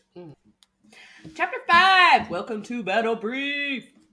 Anyway, Violet and her classmates attend Battle Brief for the first time. Here they're going to discuss all the current topics, some crazy shit with their wards happening, and then shortly after they're going to head into the sparring ring for the very first time. Here, some really ruthless characters come back into play. Will Violet make it out, or will she be drug off the mat? Dead? I don't know. This whole book is not about her. It's fine. Anyway, Battle Brief. It's fine. Welcome to Battle Brief. Well, before we go into Battle Brief, we previously talked about this, but this is where we finally get the excerpt talking about General Melgren putting the rebels to death. So the excerpt says, knowing I am in direct disagreement with General Melgren's orders, I am officially objecting to the plan set forth in today's briefing. It is not in this general's opinion that the children of the rebellion's leaders should be forced to witness their parents' executions. No child should watch their parent put to death. The Tyrish Rebellion, an official brief for King Torai by General Lilla Sorengale. Okay. So in chapter 5, we are now kind of more introduced to the scribes quadrant, and this is kind of where we learn that their job is not only to study but master and then also record the past and day-to-day history. So this is like really important to note that, one, this is where Violet wanted to be, and two, that this, Violet before this point had been training to be a scribe her whole life. So this introduction to what's his name? Professor Markham. This introduction to Professor Markham is kind of like a pivotal moment of this is who she would have, been trained. This is who she was training under. This is who was kind of her star pupil, as she says in the book, that this was her whole life's goal. This was her everything that she wanted to be. And now here she is on the other end of it, sitting in the writer's quadrant in Battle Brief, learning about these events from the opposite side of where she would have been. For her to be not recording and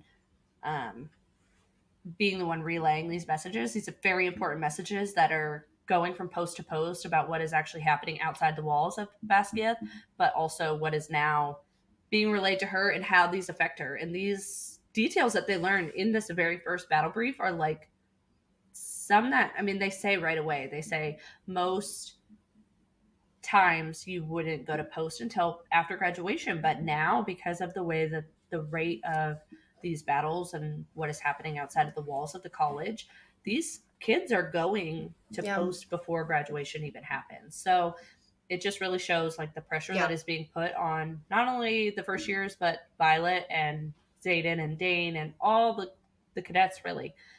And it's just a very interesting little snippet of learning, what's happening around the world. Well, yeah, and they're finding about this battle that just happened previously. The wards faltered. Their nemesis, the Griffins and the Flyers. The Griffins and the Flyers have gotten in. They ransacked a town, and they're discussing like why. What would they do? Well, no, our wards continue to falter. We don't know why. We're trying to fix them. Reinforcements will be needed, and they're asking, okay, but why? What was their purpose? And Zayden is like, well, they were looking for something. And she starts, Professor Devira, our battle brief instructor, she starts asking our first years, okay, what does this mean? Explain to me what you think is going on. And Violet, not wanting to draw attention to herself, tells Rhiannon, hey, ask about the altitude, all of that. She's like, I'm going to play it cool, pretend I'm not the smart girl here, pretend I'm not General Sorrengail's daughter. So Rhiannon is asking the questions for Violet. They're kind of going back and forth. Even Jack is arguing. Jack fucking Barlow. He really wants to be out here arguing with them. Professor Devira is like, Violet, just ask your own damn questions. I know it's you. But her and Zayden kind of, they bounce back and forth with what they realize was actually going on, and realize like their brains kind of work the same way when they're analyzing a situation. So it's pretty cool. But Battle Brief is an interesting class, and it does just get more and more important as we go on. And we learn, that these wards are really what protects all of Peromial. Again, don't come for me for butchering these words. Peromial, and they are really Navarre. This whole country as a whole is really protected by these wards, and so anything that is going to falter them, harm them, it's really going to affect everyone. So not just these posts, but everything that they've worked for, everything that they've built, and then in turn the veil. And as we know, like, really is the most important thing that's going on. And if anything tries to harm that, what could happen? I mean, we have 3 books to go, so this is just the first little glimpse that we see of really this is what's happening. And it's a really wild time in Battle Brief. And then immediately after, they finish Battle Brief and they have to go to sparring. And sparring is, that's where I would tap out. Sparring. I'm done. Absolutely. But I just found a really interesting quote. They're on their way to start sparring, right? And Violet is with Rhiannon. And Violet tells her, I'm worried about this. Telling her, like, pointing at the mat. And Rhiannon says, really? She shoots me a skeptical look. Her braids are twisted into a small bun at the nape of her neck. I figured as a Sorrengail, you'd be a hand-to-hand threat. So we've got General Sorrengail and Dane doubting the absolute shit out of Violet. We have Mira mostly doubting her. Rhiannon's like, no, you got this. 100% you've got this. And then for them to go... Rhiannon is a true friend for her right off the bat. She is a true friend. And then for her to go even further and say, you killed it in Battle Brief. And I realize that's where my weakness is. So if you and I can work together and trade this knowledge, this power, I'll train you and you help me study for Battle Brief, like, and understand what is happening outside of the college and what else is happening outside with the posts and the wards. Like, I think that just, again, like, that camaraderie, immediately they both want to work together. And it's not just the allies that Mira had mentioned. Like, that's a true friendship, and they are going to have each other's back. And we just see like little glimpses of it here and there. And it's just building and building and building that friendship. And everybody needs a Rhiannon. Everybody needs one. Yeah. It's, for real. And then, Rhiannon takes the mat, and she is just an absolute badass out here. Immediately just like, yep, you are down. I've got you. She's a powerhouse. She's just so great. She is. which is so cool. And, while Rhiannon has won her sparring match, Riddick is going, and then they hear Jack just being such a dick on a different mat, and then you hear bone snapping. Mm-hmm. Bone snapping. Jack fucking Barlow was just like, you know what? I'm gonna break this fucker's neck. What? That's just like another level of like, this guy is psycho.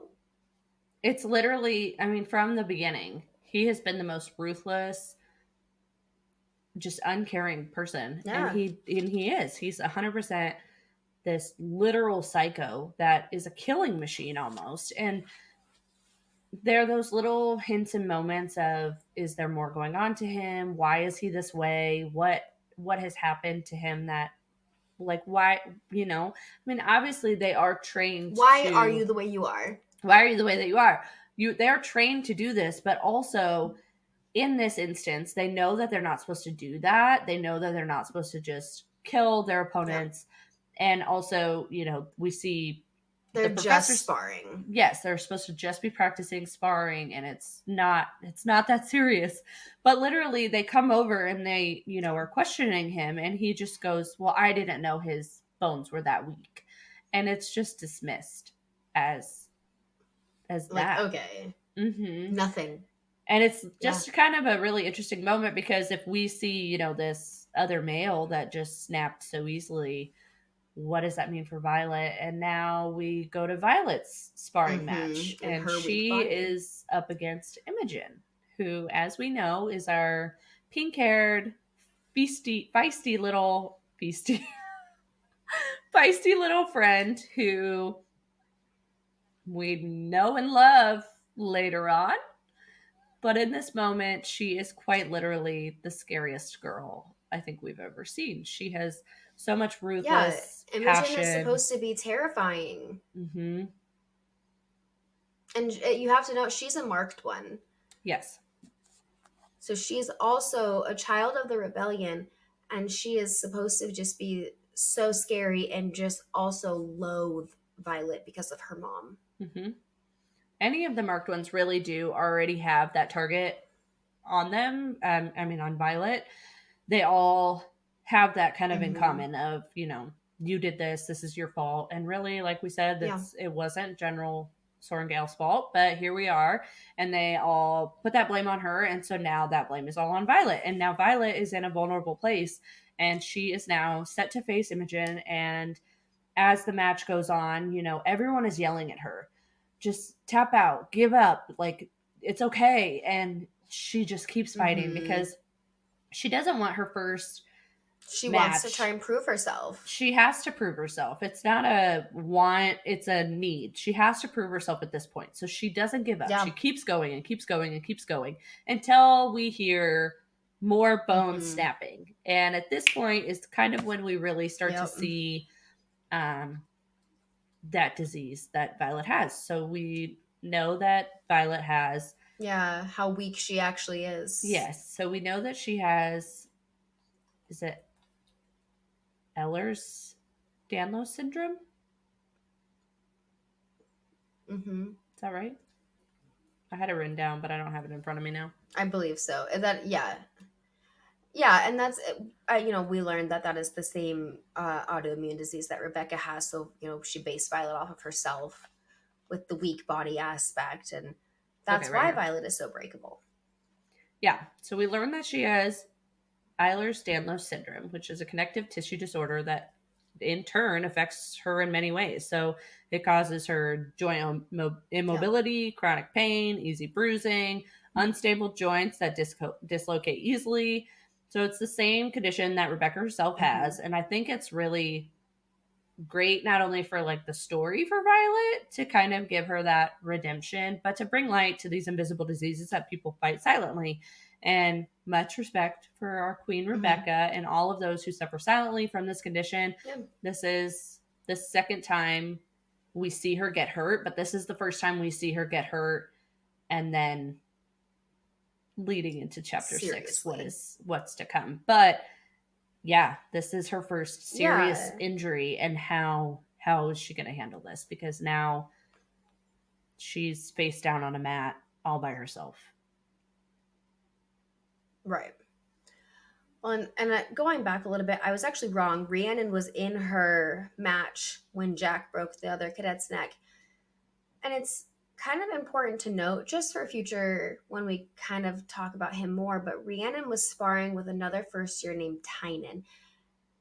We will dive deeper into who Tynan is later, but Rhiannon is out here. It literally says right here, Dane says with a grin, she's handing you your ass, telling Tynan to yield to Rhiannon, and he doesn't want to, but Rhiannon's like, no, I have got you. So just another way to prove that, like, Rhiannon is really out here top of all of this, and the fact that she has friended Violet and doesn't see Violet as a weakling.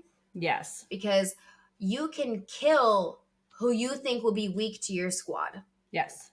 And Rhiannon will refuse to see Violet that way. So I think that's just a really good moment there. But also to kind of showcase Tynan and how he's a hard ass and he'll play a future role. Yeah. 100%. Yeah, that is chapter 5. Yeah, that wraps it up. We only have one more chapter for this episode. And it's a pretty quick one. It's almost over. I'm not ready for it to end. Our listeners are like, okay. No. And on to next chapter, chapter 6. So here is where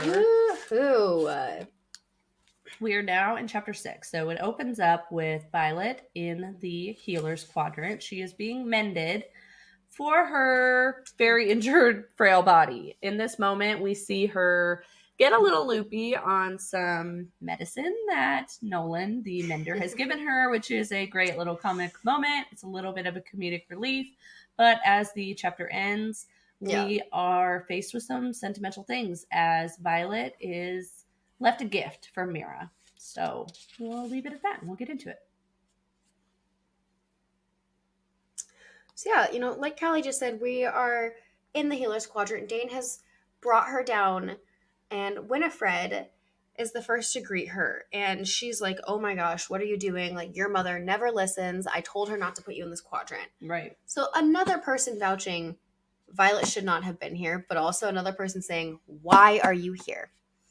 Just, another reminder.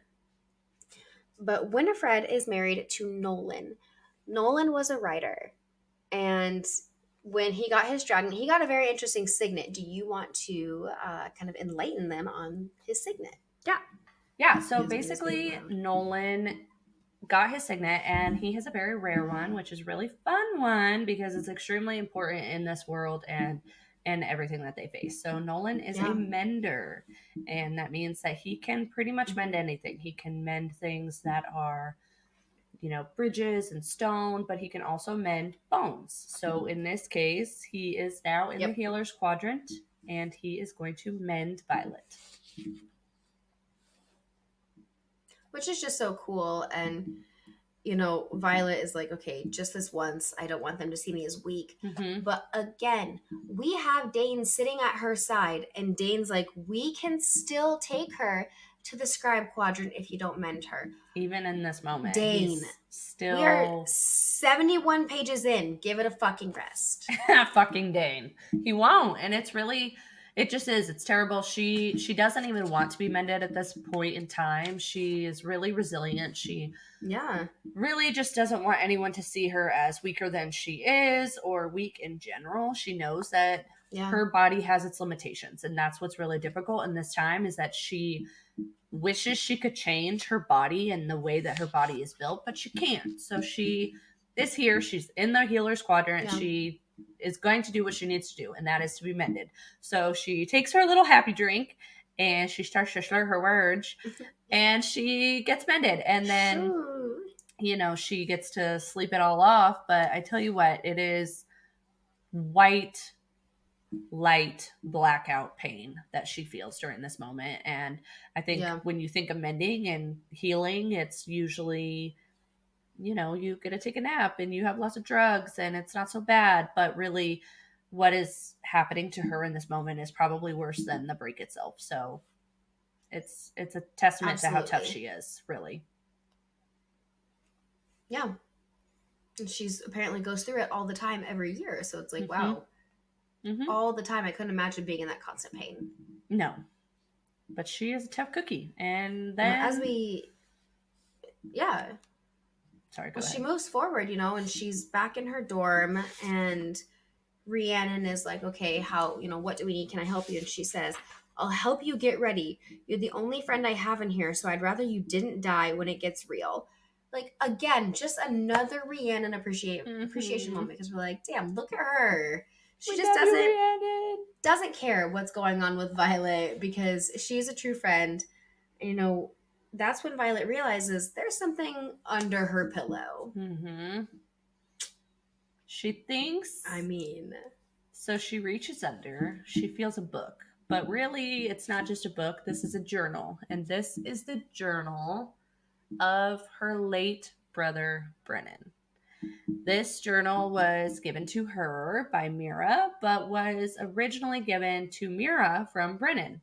And it is the Book of Brennan. It is well-loved and full of information of how to not only succeed, but to survive in the Writer's Quadrant. And I think in this moment, we kind of go back to Mira, does have her doubts about Violet, but also knows that she is an incredibly smart person. And if she's going to do anything, it's gonna, to thrive in the Writer's Quadrant. And I think this is her kind of giving her that nod of approval that Brennan gave her. And I think that's a sentimental, cute little family moment. And I liked it that she shares this with her. And it becomes a very pivotal point of the story. Well, yeah, Brennan has a entry written in here after Parapet and says, this is the middle of the entry, but he says, the matches might seem random, referring to sparring, but they're not. What the instructors don't tell you is that they decide challenges the week before, Mira. Any cadet can request a challenge, yes, but the instructors will assign your matches based on weeding out the weakest. That means once the real hand-to-hand starts, the instructors already know who you'll be up against that day. Here's the secret. If you know where to look and can get out without being seen, you'll know who you're fighting so you can prepare. So that literally just gave Violet the entire pivoting moment key on how to survive. Her mind just went boom, because literally it is the turning point for Violet. Yeah. She knows that, she's not only going to just survive this, but she's going to figure it out. She's going to be okay. And I love it. Yeah, it really is just a big moment for her. Yeah, and it's just great. But that is how chapter 6 ends.